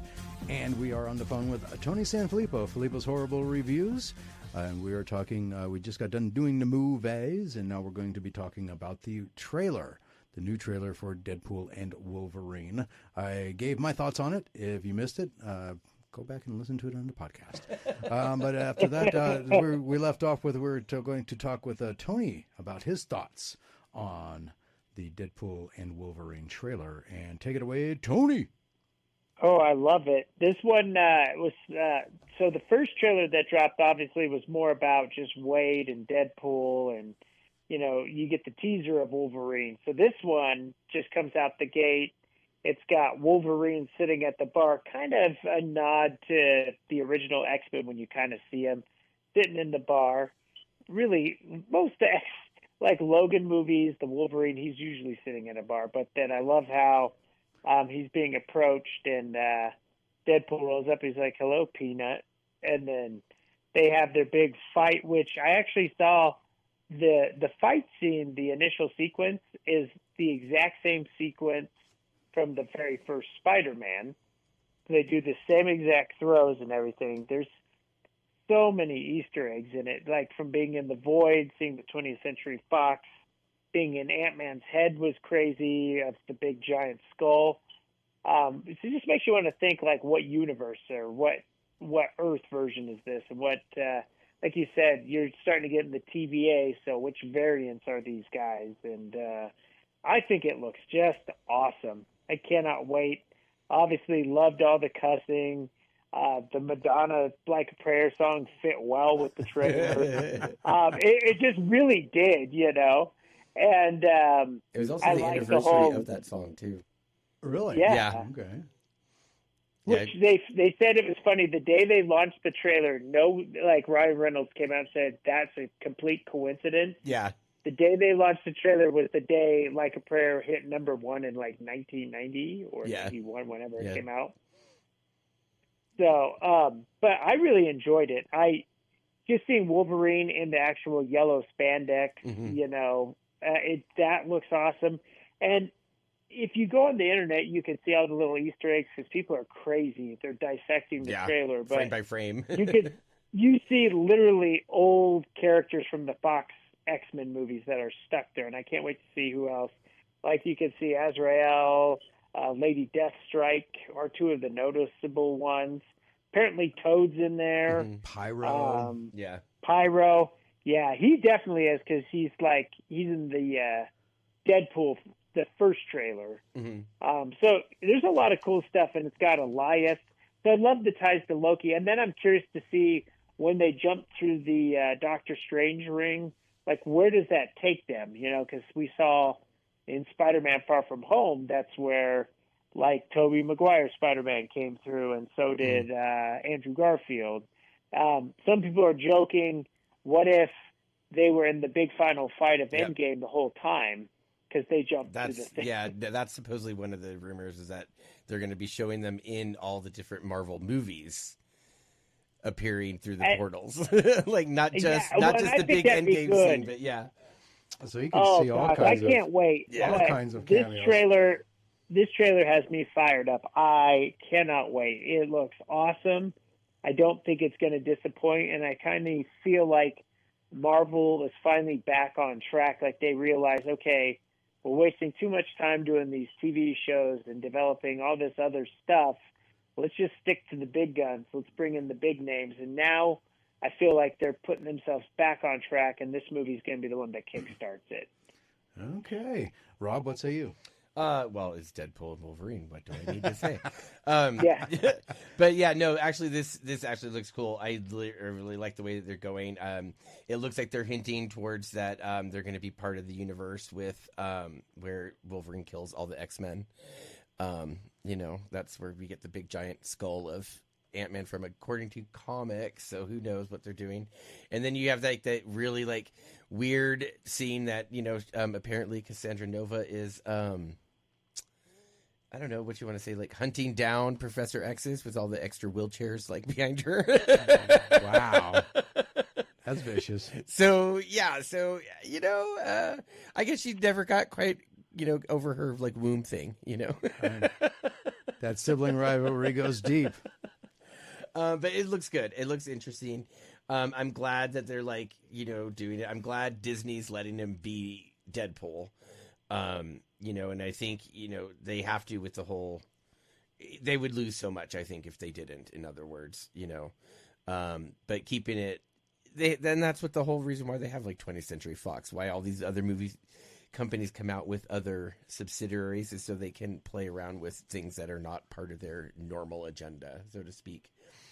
So I think it's going to be interesting. I think it's going to be funny. It looks like it's going to be funny. I just hope it doesn't leave open holes anywhere around, like that's where if they're messing around too much, where all of a sudden we're like, okay, that like just now created a problem in this movie. Unless they plan on having another time variant like this and they're fixing it again or something. I don't know. Who knows what they're doing with Wade. So yeah, I don't think they do. I think it's interesting. Like, there's tons of cameos discussed. Like they were discussing even Taylor Swift possibly be appearing as Dazzler. That would actually make sense. Yeah. In a lot of ways. Yes. Because she does look a lot like Dazzler. Oh yeah, from and the she's comic best book, friends too. with Blake Lively. Hello, who's married to Ryan Reynolds. And, Hello. Yeah. Yeah. That's kind of a shoe-in. So, and it was funny. I just saw a video today with Hugh Jackman. It was like, it's just only like a short, like 30-second video with Hugh Jackman. And he's just like in a robe, and Ryan Reynolds is in full Deadpool singing the Annie song. Annie song? Yeah, the sun will come out tomorrow. Oh, really? Yeah. Oh, boy. It's just like this random video. But I just have a feeling that's what this movie is going to be. Just like a bunch of like little vignettes, because they could get away with it with being the time variant, like they could have like little short skits basically of them interacting and just being the best that they could be. So, okay. I hope they bring back a lot of the old X-Men just as cameos, just to see would be sweet. Mm-hmm. Well, I'm wondering if now with how popular this is going to be, just off of the release of that trailer. Rebecca Romaine as Mystique would be cool. Oh, yeah. Oh, definitely, yeah. If this is going to lead into, because they've had a kind of a Kang problem at the MCU, and I know they still plan on keeping it as the Kane Dynasty as the next Avengers film, and they're going to be starting filming of it next year, if I remember correctly. But I wonder if, Cassandra Nova, depending on what happens in this movie, is she's going to replace Kang as the big bad. I have a feeling they are, because Jonathan Majors is kind of on the outs. Yeah, well, kinda. He's been fired. Yeah, so. I think he's definitely been fired. So. Well, and I feel like they're finally giving you like X-Men related stuff because X-Men '97 on Disney is just killing I love it. Oh God, that show is fantastic. It's one of the best Marvel shows I have. The season finale is a 3-episode finale. Wow. Yeah. Okay. Oh, and this is animation. Like it's straight up, but the storytelling is so good. Did you see episode 5 yet? Oh yeah, Oh, man, God. that was a gut punch. Oh yeah. Okay, fill me in. Spoilers. Oh, they go about the War of Genosha. Yeah. Everybody dies. Everybody? Everybody dies. Well, pretty much everybody. Yeah.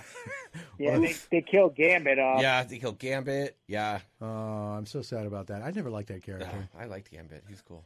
I know. But Yeah. but they killed like a lot of people off. Like it's like all of a sudden too. It wasn't like just like boom, boom. What just happened? Was it Sentinels or Yeah. what? Yeah. Okay. Well, right now too. Now they've made it so Rogue is in this like revenge state. Yeah. And she killed Trask, but it was a trick. Because now, like, that was the setup to bring up the big Sentinel and what was the big bad that they just brought this week? I forget his name. Mr. Sinister? No. No, he was. No, the bad- well, Mr. Sinister's Jack's a lackey to this guy. Yeah, he was. Yeah, he was actually plotting all these little things. Nimrod? So Nimrod was the Super Sentinel that in the comic book. let's see. It's Dumb name for a character, but didn't Nimrod. Bastion? Oh, Is that how you say it? Bastion? Okay, I know who Bastion is. There you go. Yeah, Bastion. Yeah. Okay, actually, in the comic book, he ends up with the techno-organic virus. If you ever read New Mutants, Warlock, who was the character from that, was a techno-organic being, and there's a virus. And actually, Cable was infected with the techno-organic virus as well. But his ability to use his sonic abilities because his mom was Jean Grey. Kept the virus at bay, so it wouldn't completely infect him. That's why he had that metal arm. Bastion had a thing with the I think with the whole techno-organic virus and all this other stuff that went on in the comic book. It shows he is connected to Nimrod the Sentinel because that's a big thing. Yeah, he's a fusion of the Master Mold and Nimrod. Oh, really? Yeah. Master Mold too, huh? Okay. Yeah. All right. That's Dude, interesting. you got to watch it. It's a good. freaking great show, dude. I think it was like one of the only cartoons that I almost wanted to like cry. Like Really? Yeah. Yeah. Did you watch The Land Before Time? Yes. And yes. Trust They me. kept the Jim Lee style artwork too, and it makes you feel like it's still the same 80s. Oh, synth dude, pop. it is Yeah. so All right, good. All right. Well, that's something that I got to put on my list to watch then. Yeah, for I was sure. kind of It's hesitant fantastic. because I didn't want it to be like the trashing of my. It's another not. one. It's a direct continuation. They have like pretty much all the same writers, all the same animators, all the same voice actors. Yeah. Same voice actors. Yeah, they did this one well. Yeah. They've actually improved. The animation is sharp. Well, if you two are The giving it a thumbs storylines up, then are Yeah. they're grown up. They're more grown up too. Yeah, it is top notch, man. It is. Oof. And it even throws back to make you feel like a kid. Like after every, so at the beginning it says previously on X-Men. It's the same thing, and at the end, You're all, I'm you know, binge the watching whole- it. I already know. they show the whole like 3D thing where it shows their abilities and it kind of Yeah. clicks on the characters and it runs the. They have credit. them like It's the rotating same during exact the thing. credits. Yeah. Kind of like a 3D version of the Marvel Universe handbook, where they tell you all about the characters and all that stuff in the handbook. Yeah. Yeah. So, But it's released cool. weekly, so it's not. I mean, it is Yeah. bingeable, but it's still released weekly. And the intro every week they drop a little different nod. There's a slight change every week to the intro. so you gotta watch the They intro do their too. theme Okay. song. Yeah, man, it's good. Wow, it's such a good show. All right, I'll have to definitely tune that one in. Thanks, guys. I appreciate the. Yeah, info. absolutely. And it's cool You that being they have an X-Men Nimrod guy, in there. I think you'll That's a- you'll like it a lot. All right, yeah. I might be. See, I used to be a huge X-Men fan. I would read it religiously, and then the issue came out where they gave Wolverine bone claws. After that, I stopped reading it. That was the last X-Men comic book I read because I was so peeved about that. because you go into that Marvel Universe handbook, and it tells you, it's like, here's the housing for his claws and how it was made, and and blah blah, all this other stuff. And not anymore. They're bone. So retcon a character like that. But anyway. All right. Yeah, there's no bone claw in this. It's full on animanium. Well, for now. Yeah. Okay. Well, hey, thanks, Tony, for all your thoughts on all of this stuff, especially, and I'm sure we'll be talking more and more about Deadpool and Wolverine. At least 2 more trailers, and July isn't that far off, so we'll be seeing that sooner than later. That's for sure. Yep. Yeah. Well, I hope you guys have a great show at Dreamworld Comics next Sunday. That's going to be an awesome go. If you live locally, definitely go check out the show. It's definitely awesome to be live. I always love being a part of it live. Definitely, it's more fun than doing it on the phone. It's fun to do it on the phone, but it's way more fun in person. And I look forward to hearing what you guys think of the movies. I'll still watch the trailers, and then I'll shoot you a text of what I thought. I'll just give you the Touch Brown blah, whatever. I won't go into full detail on it. All right. So, and if you are curious, Filippo's Horrible Reviews. And I'm sure you'll have a review up of the Stained and Seether concert that you'll be seeing. Yeah, I'll have that. What is that called? It's called like the Tailgate Tour. So I'll have that up. And then what's the other thing? Fall Guys. So I'll have those 2 on there here at the start of next week. Cool. All right. Well, you take care, sir. Safe travels, and we'll talk to you in 2 weeks. Sounds good. And also, if you guys are out in Florida, do not grab conch shells. Don't mess with them. Yeah. Don't mess Especially with if there's an animal. Radio show that night. Oh, yeah. All right. Yeah. You take care, and we'll talk to you later. And he's gone. Okay. All right. So I'm excited about the trailer. Actually, I think rejuvenated the whole MCU brand. Yeah. I think people are going to be more apt to go and watch the MCU movie now, especially after this one, hoping that they all live up to that caliber. Right. Oh yeah, definitely. But they had a lot of time with it, considering COVID and everything else, to get it right. So hopefully they get it right. We're not just misled by a trailer. No. But that was the thing, and that's the thing that was part of the reason too with the actors' strike and everything else too. When it first, why it shut down earlier than everything because of the writer's strike. Because part of it is that Ryan Reynolds is one of the writers, so he couldn't write, he couldn't ad lib, he couldn't so they were like, okay, I can't do my job, let's shut down and revamp and come back. And he just jotted down all of his ideas, which I think gave him time to actually go through the script again and read and get rid of things that they found unnecessary instead of filming them and revamping it afterwards. You know what I mean? Yeah, which always helps. Yeah. Okay, so more stuff to get to. Speaking of Deadpool and Wolverine, Deadpool and Wolverine will be one of the biggest films of the summer, and Ryan Reynolds is not stopping at dominating just theaters. His Aviation American Gin Company is doing a special Deadpool label run this summer with 6 different bottle variations available. Each bottle is 750 milliliters and will feature sculpting designs details that pay tribute to the character on them, as well as red stamp stripes. They will be available in stores, online, and at the Portland Distillery while supplies last. I discovered Aviation American Gin while shooting the first Deadpool movie, said Reynolds, Aviation American Gin's co-owner. Back then, Aviation wasn't big enough to tie into a big summer movie, and Deadpool was lucky to get any sponsors at all. A few hundred weeks and drinks later, here we are. They grow up quickly, don't they? Beautifully designed by Maximum Effort and Sandstorm Partners, the new Aviation American Gin bottles draw inspiration from the beloved film franchise. Encased in sleek black glass and accented with red custom stripe stamps and metallic details, these bottles are the ultimate collector's item for fans of both the movie and spirit. Offering so you have to be 21 or older, kiddies. Offering a nod to the iconic character, each bottle variant showcases one of 6 distinctive Deadpool icons, while the exterior of each gin case simulates the look of Deadpool's signature suit fabric. I would say that Rob Liefeld can now retire from doing anything after this movie comes out with all of the tie-ins with that's going on here.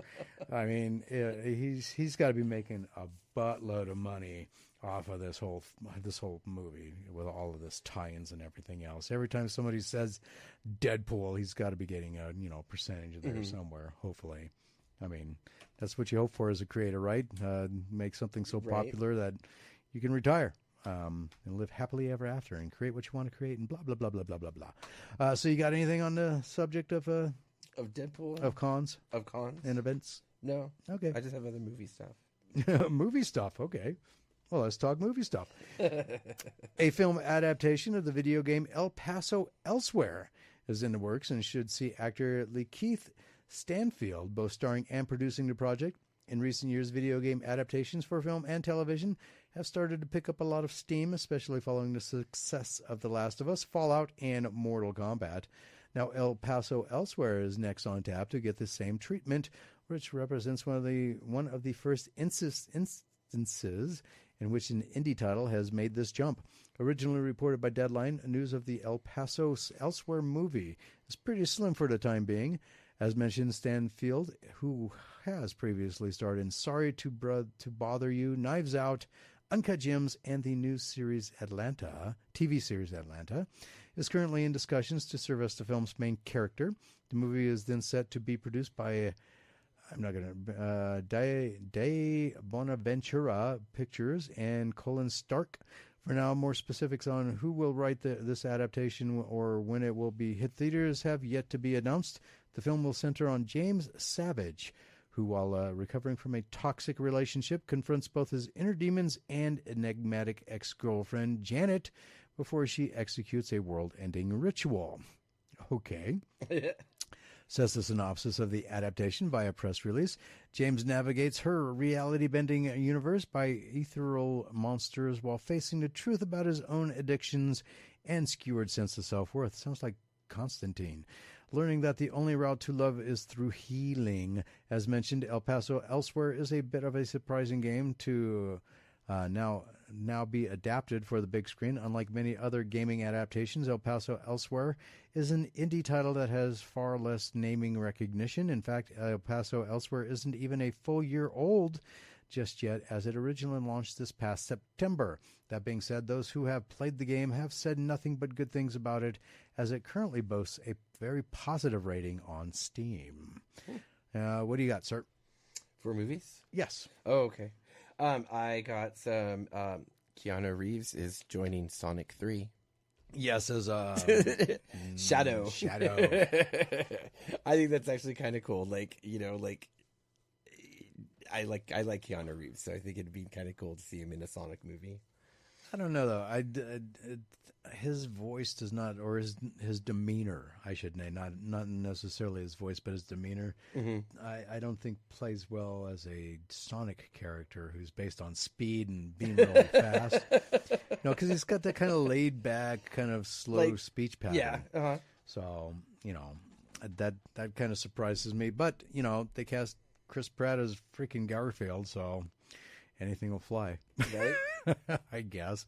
They actually had a video recently, too. I think it was when I was doing the trailers for the movies this week. They had a Chris Pratt, I'm doing the voice of Garfield. It's so cool. And I'm like, no, it's not. But that's me. Anyway. And then the rumor is George Lucas is back. Oh, really? Yes. Oh. Yes. There's rumors right now that he's actually going to be involved in the next Star Wars TV show, live action TV show. So, could be interesting. It's rumors right now, but I wonder what TV show this is supposedly. I don't know. They haven't said, so it's. However, it's coming from a reliable source who's close to Lucas and close to Lucasfilm, so could be interesting. That is very interesting. Okay. And then I did see 2 totally great horror movies this weekend. Oh, really? Yes, completely different in their what they are, but yeah, they were great. Okay, which ones? I saw Infested. Infested. Okay, yes, I think it's a French movie. Uh-huh. It's about. Did we talk about it? I don't know if we did or not. I know we talked about its kind of counterpart, Sting. Okay, so but it's about a giant spider. No, actually, this one is about this takes arachnophobia to like the nth level. Oh, okay. Now, Like- is it like a Shutter only type of movie? Yeah. Okay. Oh my god. I actually re-upped my Shudder because I was like interested in this movie, and let me tell you, like, You were not disappointed? oh, I was Okay, not good. disappointed because like. The real type of spiders are the ones that get me, like, you know, like, oof, oof, like, you know, and this movie had plenty of that. And it did a fantastic job of actually making you want to root for the characters and not want any of them to die. Like, I mean, it was like one of those where you're like, okay, he's cannon fodder. You're like, no, everybody needs to live. Like, they're actually like all good characters. Really? Yeah, it did like a really good job. The spiders were fantastic. The tension, especially if you're, you know, hate spiders like I do, is fantastic. But yeah, no, I highly recommend it if you have Shudder or like me, start your free trial for it. And then I saw Abigail. Abigail, huh? Yes, the hopefully it's going to hold be the My computer's finally cooperating with me. I don't know why it's, but so here's the synopsis for Infested. Right now, it's got a 95 rating for critics on the Tomato Meter and an 88% audience on Rotten Tomatoes for Infested. So kudos to that one. It's good. And here is the synopsis. They bury that thing all the way down at the bottom now. Yeah. Caleb is about to turn 30 and has never been lonelier. He's fighting with his sister over an inheritance and has cut ties with his best friend. Fascinated by exotic animals, he finds a venomous spider in a shop and brings it back to his apartment. It only takes a moment for the spider to escape and reproduce, turning the whole building into a dreadful web trap. The only option for Caleb and his friends is to grab a can of Raid. No, I'm kidding. Is to find a way out and survive. Yeah. Okay. So it like combines the movie Quarantine with arachnophobia. Okay. Like because they're trapped in this building because somebody dies, the police come, and so they think it's a virus, so they quarantine the whole building. So they're all trapped inside and this spider reproduces like the rate of like a mutant, and yeah, it's just keeps reproducing, and it's a variant. Some variant spider that actually like grows bigger depending on its prey. So like it starts getting like the spiders that keep getting born are like bigger and bigger because they're like going after humans now instead of like rats and mice and like that's funky. Yeah, it was like and there's like this scene like where they show you the spiders coming out of the egg and yeah, it was creepy. But yeah, Okay. it's if you liked arachnophobia, this has none of the humor. But, really? Yeah. So just straight horror. Oh yeah. And the drama, like you care, like I said, you care about the characters. Like, what was that one movie? Now that you mention it, where they quarantine an apartment building? Quarantine. The original was Wreck from Spain. Oh, but yeah, I saw Quarantine, which Yeah. is kind of so spot on the nose that I can't believe I missed that. But anyway, Yeah. we'll have Rob talk about Abigail when we get back. It is the top of the hour. It is 57 degrees. Not sunny because the sun is setting in Carson City. And we'll be right back with more Pop Culture Kaboom's radio show right after this. If you missed any part of the show, you can catch it on the Pop Culture Kaboom podcast, produced by 97 & Now Productions and available on your favorite podcast platform.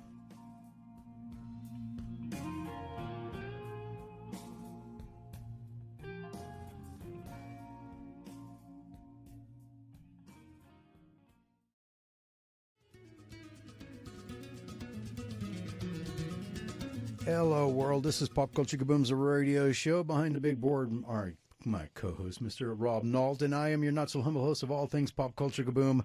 We have a surprise guest because I didn't know if he'd be available because he is such a busy person. Mr. Mark Helton from 97 & Now Productions. And how are you, sir? I am living the dream one day at a time. How are you guys? And sleep deprivation is always a big part of that dream nowadays, right? That's how it would seem lately, but yeah. I mean, between you have Kaboom-Con going on. Mm-hmm. Now you have added on to the madness of Kaboom-Con the private screening for Deadpool and Wolverine at the Carson Valley Cinemas on July 27th, private screening. So it'll be at 10 a.m., 2 hours before the theater even opens. Everybody's encouraged to be there early for the cosplay contest and also the raffles that'll be going on with that. And also, 97 and Now Productions is about to launch a new audio drama, Oak Bridge, which will be coming out on June 21st. Congratulations on that. Thank you. Yes, it is busy times, and something that I didn't get squeezed into you earlier when we were messaging.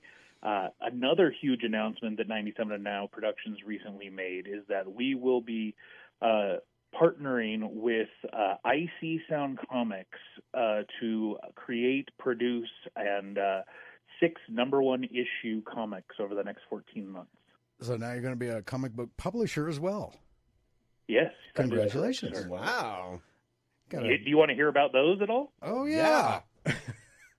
Give your audience a little sneak peek. So we've got 6 properties. The one I'll start with is the one that everyone hopefully already knows, which is Murphy's Inc., a comic based in the universe of the powerhouse sci-fi audio drama. So if you know and love Murphy's Inc., you're going to get some more from a different angle. Awesome. Cool. Next one is called Beebs, the Monster Whisperer. It's kind of a Harry Potter, Winnie the Pooh meets Where the Wild Things Are in Godzilla. Okay. Is this a children's book, or is this going to be like a kind of a, modern day kind of a monster hunter?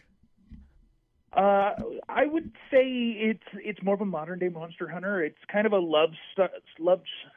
it's kind of a love letter to your own youth, and also to especially those that are grown now and have kids. I think it'll speak to them as well. But I think it's fun for all audiences, from young to adult. So it's going to be a fun one. I'm not gonna give you much on any of these just because we're very early in development. Sure. But fantastic stories. So the next one, speaking of Fantastic Furious Fury Frog, an incredible superhero from the San Francisco Bay Area leaps into his own destiny. Oh gosh. Is it a frog, or is it a mutant frog, or is it like a human who looks like a frog? Like, you'll have to wait and see. Next up, Cosmic Adventures of Light Trail, the intergalactic story of an alien war to have its second round against Earth's mightiest hero, a teen boy with amnesia. So does he remember the first war? You'll have to wait and see. Does he remember he has powers? Next up, and probably my favorite. He totally avoids all those questions. I'll just ignore you guys. Okay. You should be happy with anything that I'm giving right now, because this is not being given anywhere else. So, okay. All right. You're getting some exclusive stuff. Okay. All right. Next up, probably my favorite, The Fantastic World of Steamboat Willie. Fantastic World. Crossed with Lost, Gulliver's Travel, and a high-energy Jules Verne adventure. Oy. Okay. So we're going to see him fighting squid, and among other things. All right. Interesting. And then any trips to the Isle of Dr. Moreau in there anywhere with the Steamboat Willie? The one thing I will say about this one is this is a bit of a passion project for IC Sound Comics. Huge Disney fans, huge Mickey Mouse fans, and this will not be deviating from Walt Disney's vision of Mickey Mouse.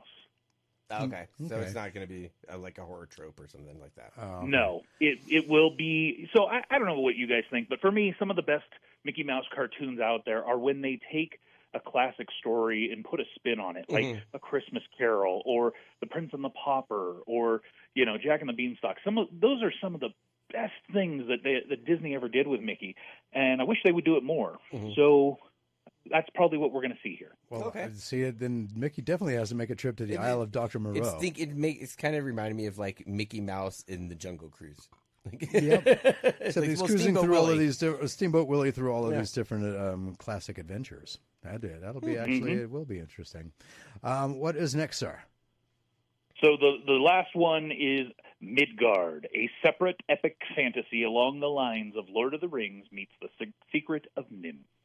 Oh, now, with the title of Midgard, does it have anything to do with Norse mythology? Right. You're a pretty smart fella. I'm pretty sure you could figure that one out on your own.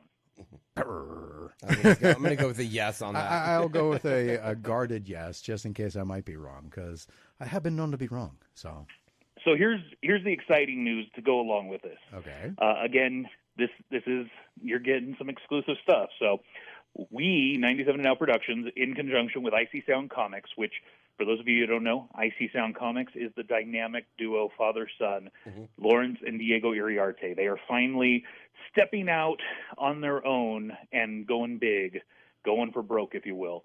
So we will be producing ash cans for each of these that we'll be releasing at the 4 cons that we will be attending this year. So first up, Powerhouse Comic-Con in Antioch. Then we'll be at Silver Age Comic-Con in Reno Sparks Convention Center. Then we'll be at, I can't remember the name of the con, but it's formerly known as, I think, ArieCon. And then, of course, the granddaddy of them all, where there will be super exclusive stuff being released. Wait, can I say it like? I was going to say, can I say it like James? Please. Let's see how you do. Kaboom-Con! Yes. He would laugh at my interpretation of the way he says it. I sound so amateurish in doing it. So. Yeah, so our intention is to have 4 ash cans. Likely the interiors will probably be pretty much the same, but each con will have an exclusive cover. So if you can, get out to the mall to get your collection, because I think there's going to be some value here. Again, 6 #1 issues that we'll be releasing over the next 14 months. But speaking of Kaboom-Con, just a quick update for you there. We're at over 50 artists and retail vendors. Cool. We've got 4 nonprofits involved, so Cosplay for Kindness, Carson Victory Rollers, of course, KNVC 95.1 FM, and Cold Nose Rescue and Sanctuary. We now, as of today, literally, are over 10 food and beverage vendors. Wow. Woo-hoo. Some of the big name guests that we've got lined up so far, Lawrence and Diego Iriarte of IC Sound Comics, Jam the Artist, who has done the cover art for Oak Bridge and is also did the artwork for Kaboom-Con. Cool. We've got Jimmy Jones of Pop Culture Kaboom. Who? Who's that guy? We've got the Fat and Black Connection podcast. We've also got cast members from Oak Bridge and Murphy's Inc. that will be there. More names to come, and something I can finally say in that vein is that I can tell you that we will have, at minimum, 1 Eisner Award winner in-house.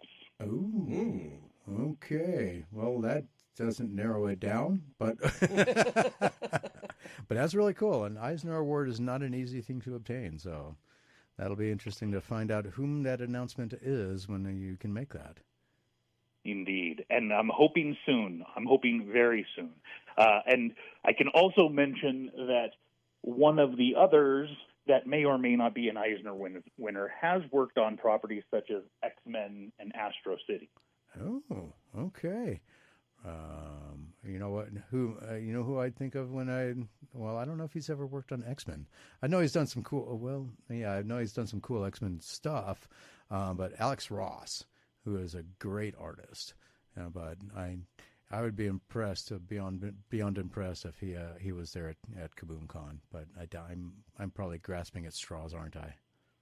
I will not confirm nor deny. Oh, okay. Have you ever seen Alex Ross's artwork, Rob? Mm-mm. Oh, you got to check it out. He does it. It's all paintings, but it's the most realistic-looking paintings. If you can, look up Kingdom Come, which was a DC miniseries. He did all the artwork for that, and it was absolutely fabulous.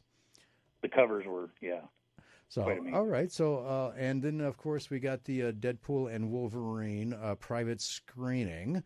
I get asked a lot how that was pulled off, and I'm like, well, I'm not behind it, so I can't really say how that got pulled off. So, yeah, I was listening earlier, and of course heard the email that you read. I can't go into too much detail on timing, because it wouldn't be far-fetched to believe that I might have known some things were coming and aligning perfectly. that's always a possibility. What I can say, the short answer of specifically organizing at the location that we're going to have it at, the owner there, amazing guy. At Carson Valley Cinema, went and talked to him and said, hey, this is what I'm thinking I want to do. What do we got to do to make it happen? And he had heard of Kaboom-Con, is excited about Kaboom-Con, and jumped on board with basically no hesitation. So all of this to say, you mentioned earlier, sometimes things are just serendipitous, and there's some truth there. Because, you and I have talked about, trying to organize maybe a screening or something in the past. And this one came together, perfect timing. And I'm excited. I'm excited that, we're able to give away many tickets and still have many more tickets to allow for a very good price point. Very good price point. And some of the proceeds are going to Cold Nose Kennel and Cold Nose Rescue and Sanctuary. The nonprofits that will be involved for Kaboom-Con. So, we're at the end of the day, Kaboom-Con is not a nonprofit itself. It is a money-making venture, if you will. But we believe in, giving back to the society in which we're in. And that's why you see, 4 nonprofits that are involved, 2 of which are receiving, a major portion of the proceeds from all Kaboom-Con related activities this year. Awesome. Nice. Very, very, very, very gallant efforts on your part. And a lot of work, too. So there's a lot of work that goes into putting together a con and putting together a private screening, as well as doing all of your business ventures with 97 Now Productions, all of the audio dramas, because you're working on season 3 of Murphy's Inc. as we speak, as well as having Oak Bridge come out. And just for June, Oak Bridge will be coming out on June 21st. A little bit more mature than you can put on probably FCC regulated radio. So unfortunately, it won't be kind of following Pop Culture Kaboom's radio show on Sunday nights like the previous seasons of Murphy's Inc. But can you tell us a little bit of now that it's coming around to it being on there and be coming out on June 21st, where will people be able to listen to it, and what is Oak Bridge? So if you have a podcast player, whatever your favorite podcast player is, you should be able to find it. We push out to pretty much everything that is not, your mom and pop's, homemade podcast player. If it's Spotify, Google, Podbean, we push out to just about everything. So if you've been able to find Pop Culture Kaboom podcast, if you've been able to find Murphy's Inc. podcast, you will be able to find Oak Bridge. As you already mentioned, on June 21st with episode 1, and then the following 9 weeks we will release 1 episode a week for a total of 10. Awesome. Well, I will try and find it on the podcast because I'm really interested in this one. I plan on having the creator of Oak Bridge on the show right before the release. I just got to get a hold of them to let her know that would like to have her on to talk about Oak Bridge. And I'm sure she would be thrilled to be on. Bear in mind, she is in Atlanta or Georgia. So Georgia. Well, she just needs to drink up a little coffee. If you try to have her on your normal 8 o'clock spot, that's pretty late for her. All right. Well, we might have to do a pre-recorded interview then. Right.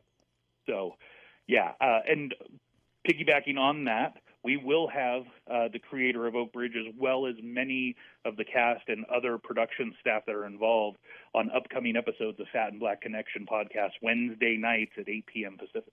Okay, so we're going to check that out Wednesday nights on YouTube, also on the Facebook, and just a Fat and Black Connection. And that's an interesting and informative show. Well, kind of. I mean, last week when I tuned in at obviously the wrong portion of a conversation because I was a little confused as to subject matter, but it was definitely something we couldn't talk about here. Oh, you have no idea.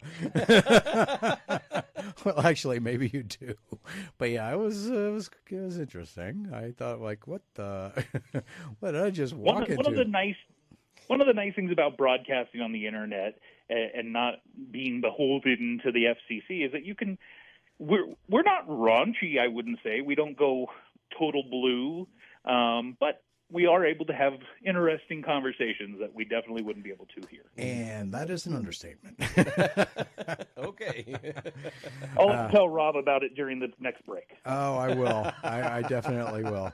All right, sir. Well, thank you for the update on everything. And, of course, one other little tidbit of information, because it needs to be said, because you are such a busy guy. You are actually going to be gracious enough. You're going to be doing all of the remote board operations for us next weekend at the Dreamwell Comics for the Pop Culture Kabooms radio show. So, Rob, you won't have to worry about running the board, just running your mouth. Hey, cool. Just like me.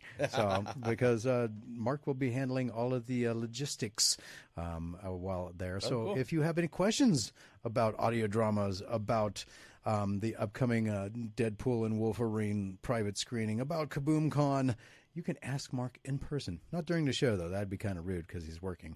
But he'll be there before and after the show if you want to talk to Mark Helton from 97 and Out Productions about all of 97 and Out Productions stuff. So, and it'll be great having you there. How many tickets are we giving away next week? That would be up to you, sir. Yep. Oh, for which one? Well, we just got a new.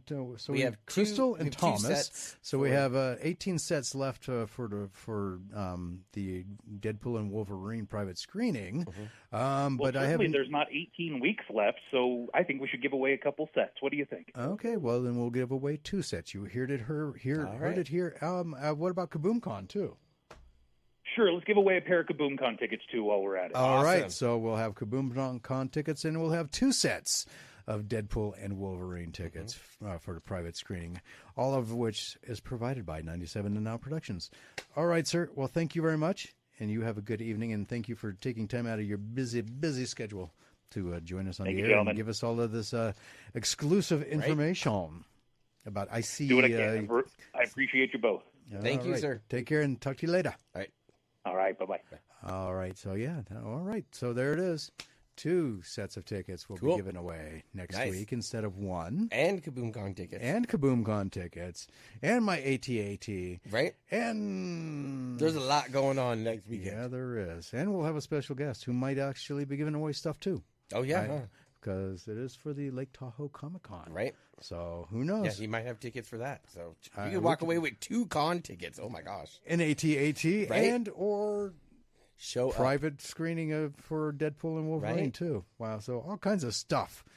Freebies. And plus it's free comic book days. So you got 44 plus comic books that you pack and bring a truck. I want to see the whole lot. You've been waiting for your birthday. This is your birthday. Oh yeah. Actually, I know somebody who said that their daughter's birthday was on May 4th. Oh wow. So I'm like, oh, that's cool. Which is kind of funny because they're a Star Wars fan too. So I'm like, how did you plan that one? May 4th, and get out the baby now. So yeah, all kinds of good fun stuff going on, and. Let's continue with the show, shall we? All right. So, Denis Villeneuve. Am I pronouncing that right?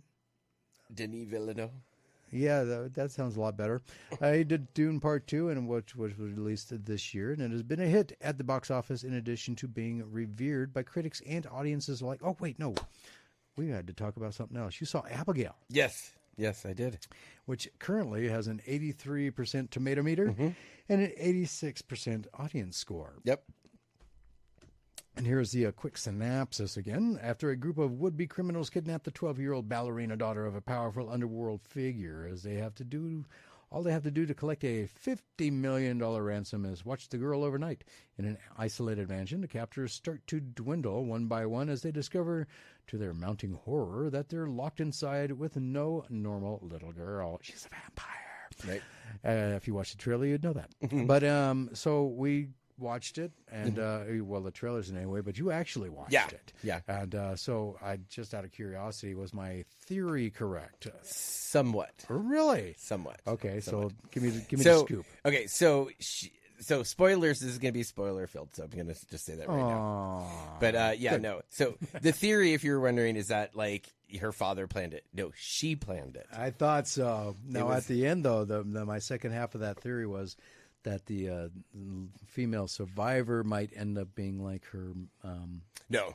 No? Okay. No. All right. Well, then I was wrong about that. Yeah, no. But it does have a little weird, like, kind of twist, but not quite what you think. But they do. It is Dracula's daughter, because like they're rebooting. Like, this is if they are going this route, like, because they have this one planned, and then they have a there's another MonsterVerse movie coming out that Universal's lending their chops to. Basically, like, they're allowing for the first time ever stories of Universal to be retold, and so this was actually Dracula's daughter retold. Okay. The working title for it was Dracula's daughter. And she like at the end, like Dracula like actually appears at the end. Oh, really? Yeah. And so it was very good. They did not shy away from the blood and guts. I liked the fact that they actually each time they killed one of the vampires, no matter which way, they all died exactly the same way, which is great. I hate when they have kind of different deaths. Oh, they died in sunlight, so they died this way. They died by stag. They died this way. No, it was great. They all just explode everywhere. Like, it was great. Really? Yeah. Okay. Even there's a scene where, because they're trying to decide like what hurts her and whatnot, and they're like, okay, so like garlic, and they're like crucifixes, and they're like, yeah, because she actually takes a crucifix and just, I don't even know, stabs the heck out of the guy with his crucifix. So it's like, okay, crucifixes are out, like, like they don't harm her, But, Eric has a question. Okay. So has Sophia been introduced? Sophia? I don't know. I guess that's supposed to be the Dracula character name. I'm not sure. Oh, I don't know. They're calling her Abigail. That's her name. Okay. So I guess the synopsis is kind of right, because it says a powerful underworld figure. Yeah. As her dad. Well, and that's the thing. They're like, wait, who? And they're like, well, who's her dad? You don't need to know. And then they're like, okay, well, who's your dad? Who's your daddy? Yeah. And then they're like, well, it's this guy. And they're like, oh no. Okay. Then they're all like, okay, we got to get out. I'm done. I'm not going to be involved anymore. And because the rumors is that his underworld link, like, they were going to turn on him, and they were all being held up with the cops in a hotel room at like the top floor, and all their bodies were decimated and decapitated mysteriously. So they had no idea, and yeah, they thought it was his henchman, because he has his henchman called Valdez that nobody's like seen and everything. Valdez. Yeah, the henchman Valdez is his daughter. Oh, really? Oh, yeah. Oh, yeah. It's good. It like I said, it's good. They do some like really cool things. There's some great lines in there. Like comedic lines? Yeah. Okay. And so it was great. I thoroughly enjoyed it. Was it scary? No, but it didn't need to be. It was just really good. It was good entertainment. It did like it well, and then and I was like, it kind of reminded me of something else. Like the whole time I was like, and then it clicked, because there's like a scene like, and it's a retelling of Agatha Christie's "And Then There Were None." That's so funny. yeah, so they kind of mix it, and going back, I was actually reading stuff, and like the characters, they're the exact same characters in the book, like their professions. Yeah, so it was kind of like, okay, this is actually kind of like cool, like they like made this like meta without making it meta, like and introduced a whole nother genre, because like it's Dracula's daughter but mixed with Agatha Christie, so it was like really cool. But there really was no mystery as to what's going on. No, there wasn't. And that was the thing, like and Catherine Newton's character was actually fantastic. Like, I think she's a great like actress, but her character was like great in this, because she kind of played like the dumb blonde who wasn't dumb, like Funny. Oh, Eric clarified a little bit. I actually changed the name to Sophie. Mm-hmm. Was Winona Ryder's character in the Keanu Reeves Dracula movie. So I don't know what correlation that has. Remember with Gary Oldman played Dracula? Yeah, no, Sophie. No, she was Mina Harker. Yeah, that's what I thought too. Well, okay. Yeah. Well, on that confusing note, thank you. Now I'm gonna have to double look that up. But I thought she was me Mina too. Harker. So with that unconfusing note, it is now time for a hard break, which means that we got 30 minutes of show left. So don't be a stranger. If you have anything that you would like to add to the show or any of this conversation that you want to be a part of, 775-515-4141. Feel free to give us a call and talk about your favorite fandoms, and we'll be right back. So don't go anywhere with more Pop Culture Kaboom's radio show.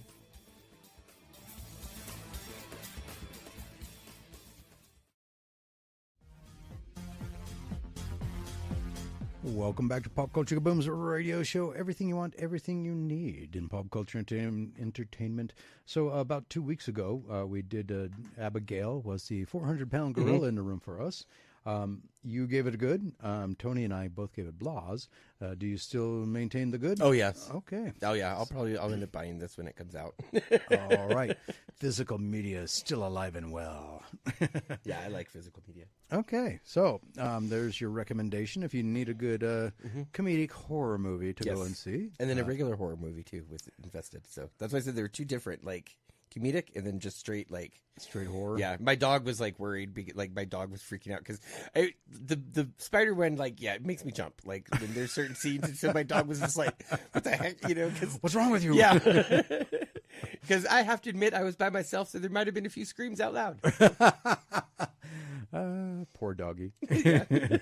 So I was starting to bring up Dune Part 2 was released this year, and it's been a hit at the box office. In addition to being reviewed by critics and audiences, like the movie is currently up on Rotten Tomatoes with a 93% critics score and 95% audience score.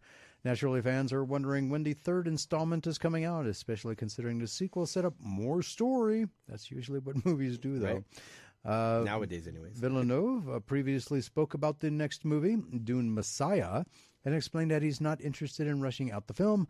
However, it was revealed earlier this month that the movie was in development. In a new interview with the New York Times, Villeneuve confirmed he is working on the script. And I quote here is that anger felt by Zendaya's character at the end of Part 2 is tremendous, Villeneuve explained. I don't want to reveal what I'm going to do with the third movie. I know exactly what to do. I'm writing it right now as we speak. Good. I'm glad because that was powerful. I'm sorry. I felt her anger. Like, and here I am cracking jokes. Oh, look, she's calling an Uber. Yeah. But no, I mean, like, seriously, like, it was very, like, you saw it, you felt it, like, yeah, the daggers in the eyes. Oh yeah, like, I say what you will, but I think Zendaya is a great actress. I think she can hold her own, and her expressions without saying a word, like, so. Well, that is always due to a good director. Yes. So, and actress, you gotta have, and or actor, you gotta. There's a combination. Yeah. Oh yeah.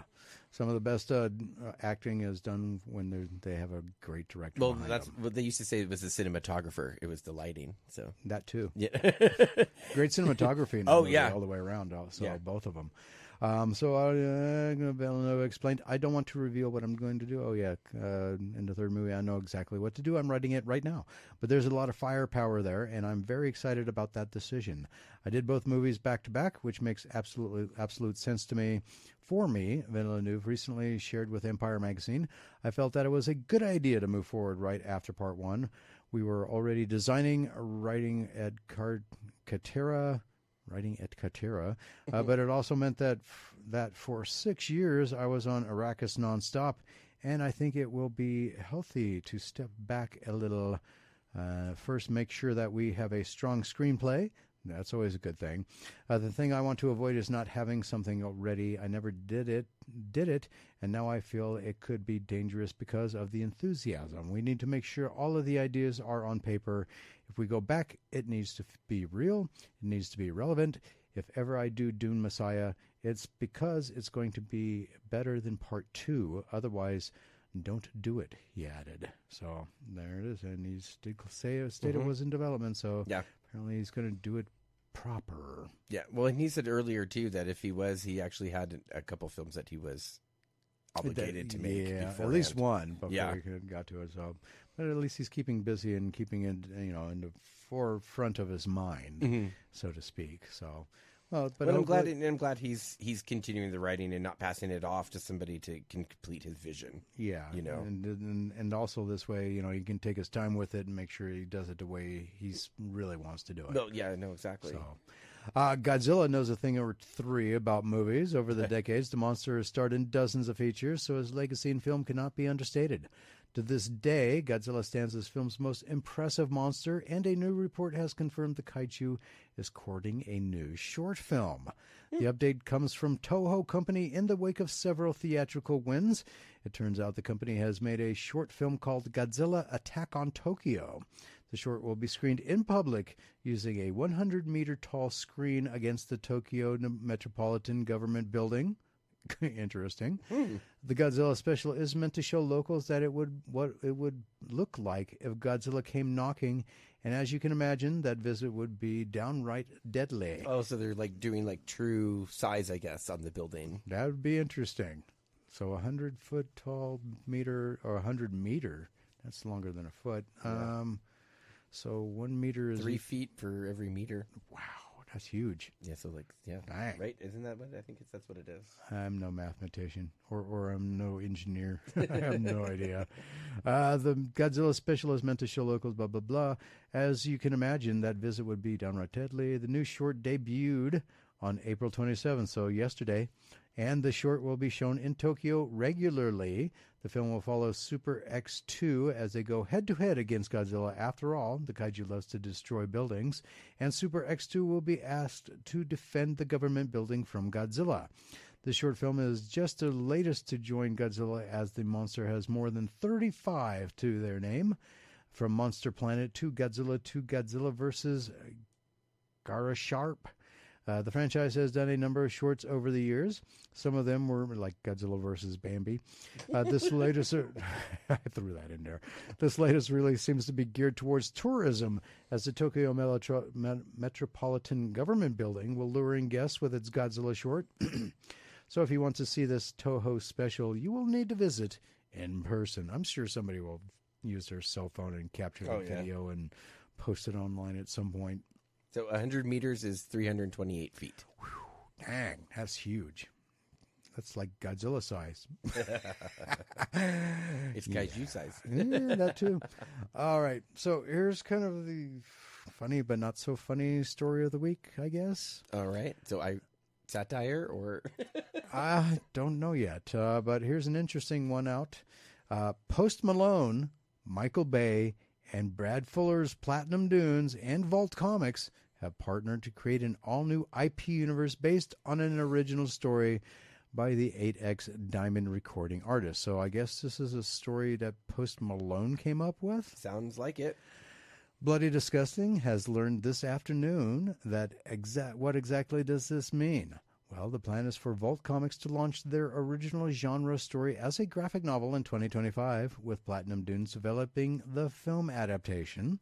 The comic book / movie doesn't yet have a title, but here's what we know so far. The official press release details blending elements of road thrillers like Mad Max Fury Road and demonic horror like Evil Dead.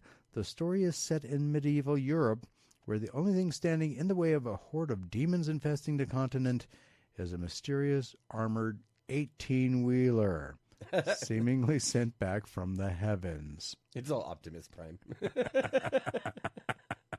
But he's all like Deadite. Like, I'm here to kill the Deadites. Right? Yeah. Here's a quote. I'm so pumped to share this, I can't say that word, but an interesting or great story with the world. That's the best word I could come up with. Sorry, people. And I couldn't ask for better partners than Michael Bay and Vault to help bring this story to life, Post Malone said in a statement.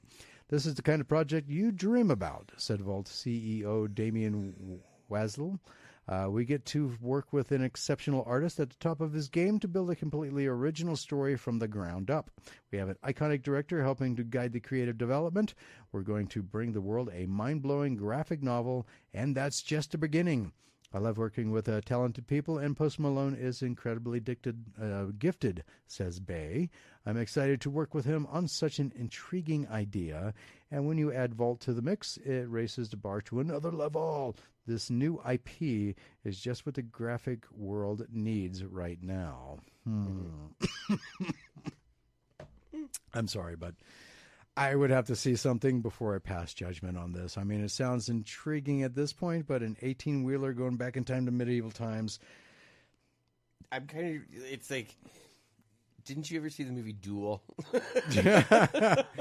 Wasn't that the Steven Spielberg Duel? Okay. That's why I'm like, but it wasn't a full 18, it was just the first part of the 18-wheeler. So that's why I'm thinking Optimus Prime. Like, I don't know, but an armored 18-wheeler. Mm-hmm. But like, is it just like that's the car and there's a driver, or is it like the concept of like this armored car is alive and killing people? Like that's what I'm intrigued with. Like I said, I gotta see more to understand. Yeah, they didn't quite answer all of our questions. They raised more questions than answered, quite honestly. But it's going to be a new IP. It's going to start off as a graphic novel, so I kind of wonder. I'm all for new. new. Pick it up. But it needs to be good. Oh, yeah. You just can't throw names out there and just hope, that it's going to be good. I mean, I do like Post Malone, so who knows? I don't quite know if I've ever actually heard any Post Malone. Oh, I love his Hollywood is Bleeding album. I would have to listen to it. I listen to it like all the time. I'll put it on my list because I got to know. All I know is that he bought the One Ring for X amount of dollars, and so maybe you can use that to finance this movie. I have no idea.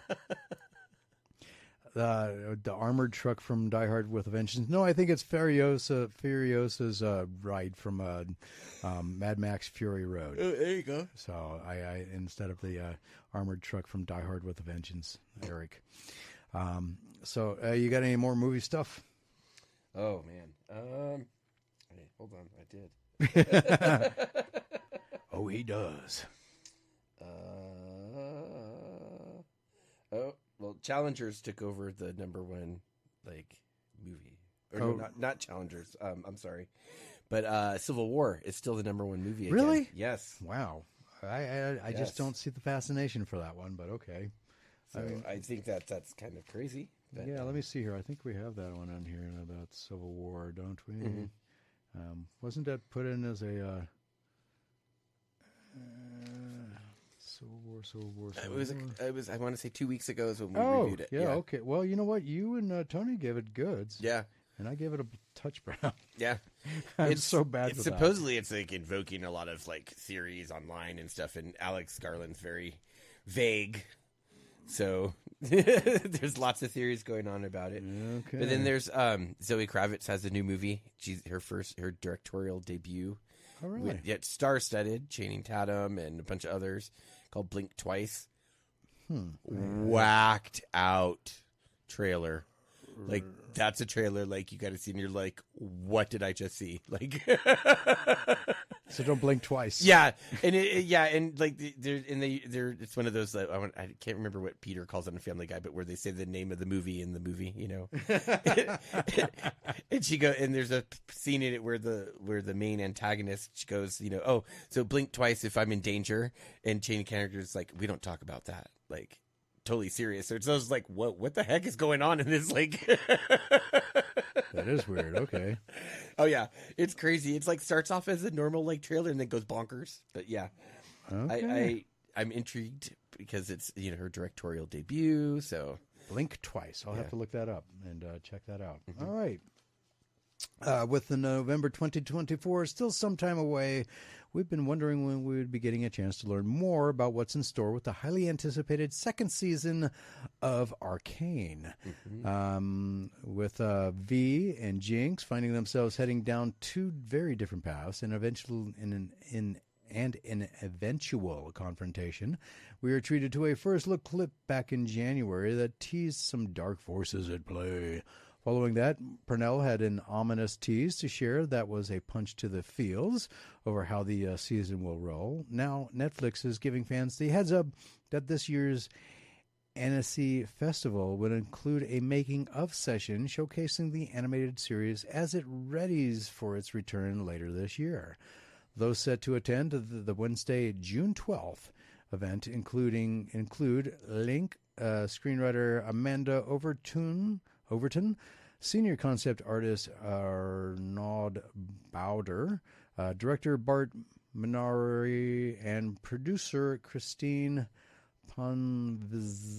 people come up with last names just to make me look bad.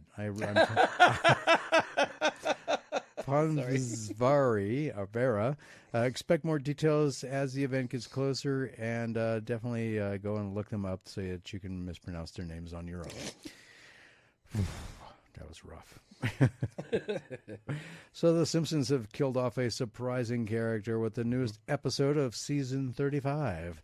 Yep. And with it also reminded fans of a character they might have forgotten about in the background.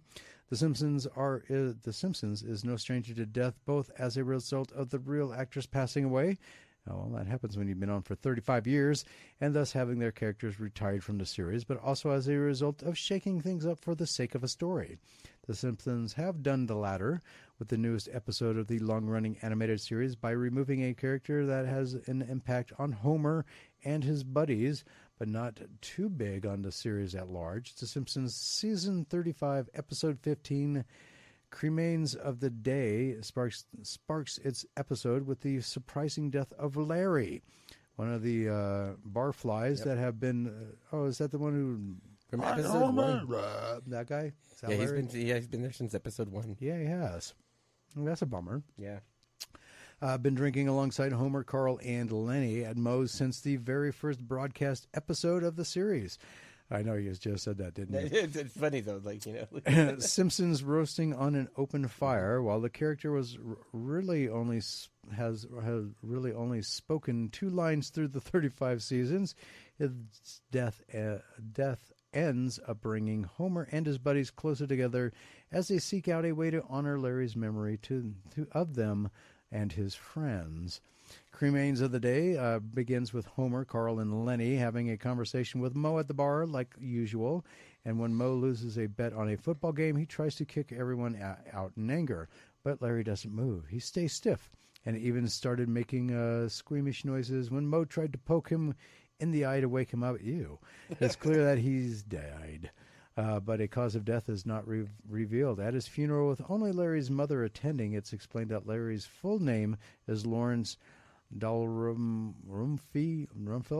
and he saw Homer and the others as his best friends, and he dubbed the Moe's Bros. But as the episode demonstrated, and as fans know all too well, Homer and the others didn't really see it in the same way, as a montage reveals many of the times Larry sadly continued to drink alone while Homer and the others were hanging out together on their adventures seen in the series. When Marge guilts all of them about the fact that they never noticed Larry was so sad, they decided to spread his ashes at Serenity Falls, a place that Larry imagined he and his bros would visit one day. Through the travel, Homer and his friends actually grow closer to one another and dealing with the death that had a bigger impact on them than expected. And it's all revealed that Larry was involved in a jewelry smuggling scheme. Fun reveals all around. Okay. He was involved in a jewelry smuggling scheme. I can't imagine him being involved in anything, quite honestly. Just random. Rando Detho. Okay. The Simpsons is like that, though. They do have, when they do their sentimental stories, they're like really good, though. You know. You know, the saddest thing that actually was, I'm trying to remember it. Futurama. Mm-hmm. It is just so sad. That poor dog waiting. Oh my gosh, that episode! Oh, that was a soul crusher. Episode. Like that, I own the entire series, and that is one episode I never watch again. Like, it makes me cry. It's just so sad. I know, because especially if you're a pet owner, that's a rough one to watch. Because the dog is just waiting and it just passes away, waiting for him to return, and he never does. So it's just it's heartbreaking. Yeah, it is very sad. I'm sorry I brought that up. Yeah. The rest of the series is great. Yeah. But that one's just a soul crusher. Yeah. All right. So let's move on to something else. Yes. Yes, Fry's dog. Okay, thanks, Eric. We got it. It is Fry's dog, yes. Clue is heading back to the screen. It was announced that Sony's TriStar Pictures and Sony Pictures Television have landed a deal with Hasbro Entertainment to bring the iconic board game Clue to film and television. The deal is part of Hasbro Entertainment's overall ongoing strategy to bring some of their most iconic brands to live action. This isn't the first new adaptations of Clue have been in the works. The board game was previously adapted into the classic 1985 comedy, which starred Tim Curry, Madeline Kahn, and Christopher Lloyd. That film, which was written and directed by Jonathan Lynn, has become a cult classic over the years. Most recently, Deadpool star Ryan Reynolds was attached to star in a 20th century adaptation of Clue as well at one point, though the project never made it to fruition. So now I guess they're going to be doing a TV series of Clue, which makes absolutely no sense to me. Which they did already in 2011. So even more reason to not do it, in my mind. Anyway, so filmmaker and Evil Dead and horror impresario Sam Raimi has signed on as executive producer of the TV adaptation of the goth horror comedy webtoon series I'm the Grim Reaper from Wattpad Webtoon Studios. Josh Campbell and Matt Stukin, and the writers who will adapt the Grave Weaver created series for television. As reported by Deadline, I'm the Grim Reaper centers on Scarlet, a young woman who wakes up in the ninth circle of hell with no idea how she got there. I'm sure she has some idea. Satan offers to send Scarlet back to Earth if she'll work as his Reaper, but it doesn't take long for Scarlet to realize that Satan's offer is even worse than she feared. Sorry, that's... How could it be worse than? I mean, how could that sound like a great deal? I mean, yeah, I'll have you go back to Earth if you be the Grim Reaper, right? Like, I mean, where's the upside to that? You get to go back to Earth would be the only upside, and then you have like the downside is like you're going to obviously be having her killing like all of her friends and family. Yeah, I mean, you got to. I'm sure it means that she's got like a reverse Midas touch. Instead of everything turning to gold, everything's turning to dust. Yeah, like the episode of Homer Simpson when he became the Grim Reaper. Really? Yeah. Oh, wait, that had Adam Carolla on it, the Grim Reaper. Okay, yeah, I remember that now. Yeah, and he like tried to crash the plane, and he had to kill the cast of. He ended up killing the cast of. No, I think that was Grey's the Family Anatomy. Guy one. Oh yeah, that was the Family Guy one. Yeah. Never mind. Oh, I got mine now. Speaking of confused, but it's been done before, obviously. Yes. Okay. Blah, blah, blah, blah, blah, blah. The story slots perfectly into Raimi's wheelhouse, striking a daft balance between scares, gore, and humor. Here's the official synopsis for the Grim Reaper. On Earth, there are bad people, and then there are really bad people. If you're one of the latter, you don't just get sent to hell. You get sent to hell and get assigned a job collecting the souls of some of the worst people on Earth. Such is the career path of a young woman named Scarlet, who dies and is delivered down to the fiery underworld, only to find herself in an entry-level position as the Grim Reaper. That's an entry-level position? I like it. Are you kidding me? I think it's funny that that's an entry-level position. Oh, yeah. I mean, that's one way to put it. You'd think like the River Styx would be the entry-level position. Yeah, being on a boat, just kind of pedaling across here and there, back and forth, something really mundane like that. Well, that should be the, That should be, but it ain't. All right. Well, we made it through to the end of the show, and so much got left on the cutting room floor, as usual. But we would like to say thank you for being a part of the Pop Culture Kaboomer radio show. Next week, Pop Culture Kaboom's radio show will be doing a special live remote from Dreamwell Comics. Not only will we have for you the latest news and information from the 7 Pillars of Pop Culture Entertainment, we will have 2 pairs of tickets for the private screening of Deadpool and Wolverine, a pair of tickets for Kaboom-Con, and I'll be giving away the AT-AT from my private collection. Our special guest will be the coordinator for the Lake Tahoe Comic-Con, Brad L. Johnson. We'll be talking with Brad L. Johnson about everything Lake Tahoe Comic-Con, from the guests to the vendors to the cosplay contest to the special concerts and more, all live and with you at Dreamwell Comics. Yeah, I haven't seen the series. Everybody's mentioned the series Dead Like Me. Eric has. Yes. Oh. But sounds like I should watch that. Anyways, thank you for tuning in tonight, and please continue supporting Pop Culture Kaboom by listening to Pop Culture Kaboom's radio show live every Sunday night. And if you miss any part of the live show, check out Pop Culture Kaboom's podcast produced by 97 and Now Productions, and not only get this episode, but also previous episodes and some bonus material that'll be coming up as well, really well, I promise. Subscribe to Pop Culture Kaboom's podcast on your favorite podcast platform. Also give a like and a follow to Pop Culture Kaboom on Facebook for everything you want, everything you need from Pop Culture Entertainment Daily. And subscribe to Pop Culture Kaboom's YouTube channel for video interviews from events we have and will be attending. On behalf of Tony Sanfilippo's Horrible Reviews, KNVC, Rob, and I, and our special guest, surprise guest, Mr. Mark Helton from 97 Now Productions, thank you for your continued support. We will talk with you live from Dreamworld Comics next Sunday, 6 to 9 p.m. Pacific Time, 9 p.m. to 12 a.m. Eastern Time, anytime during the week on Facebook and via email. Until then, be safe, stay healthy, and peace out, Wabbits.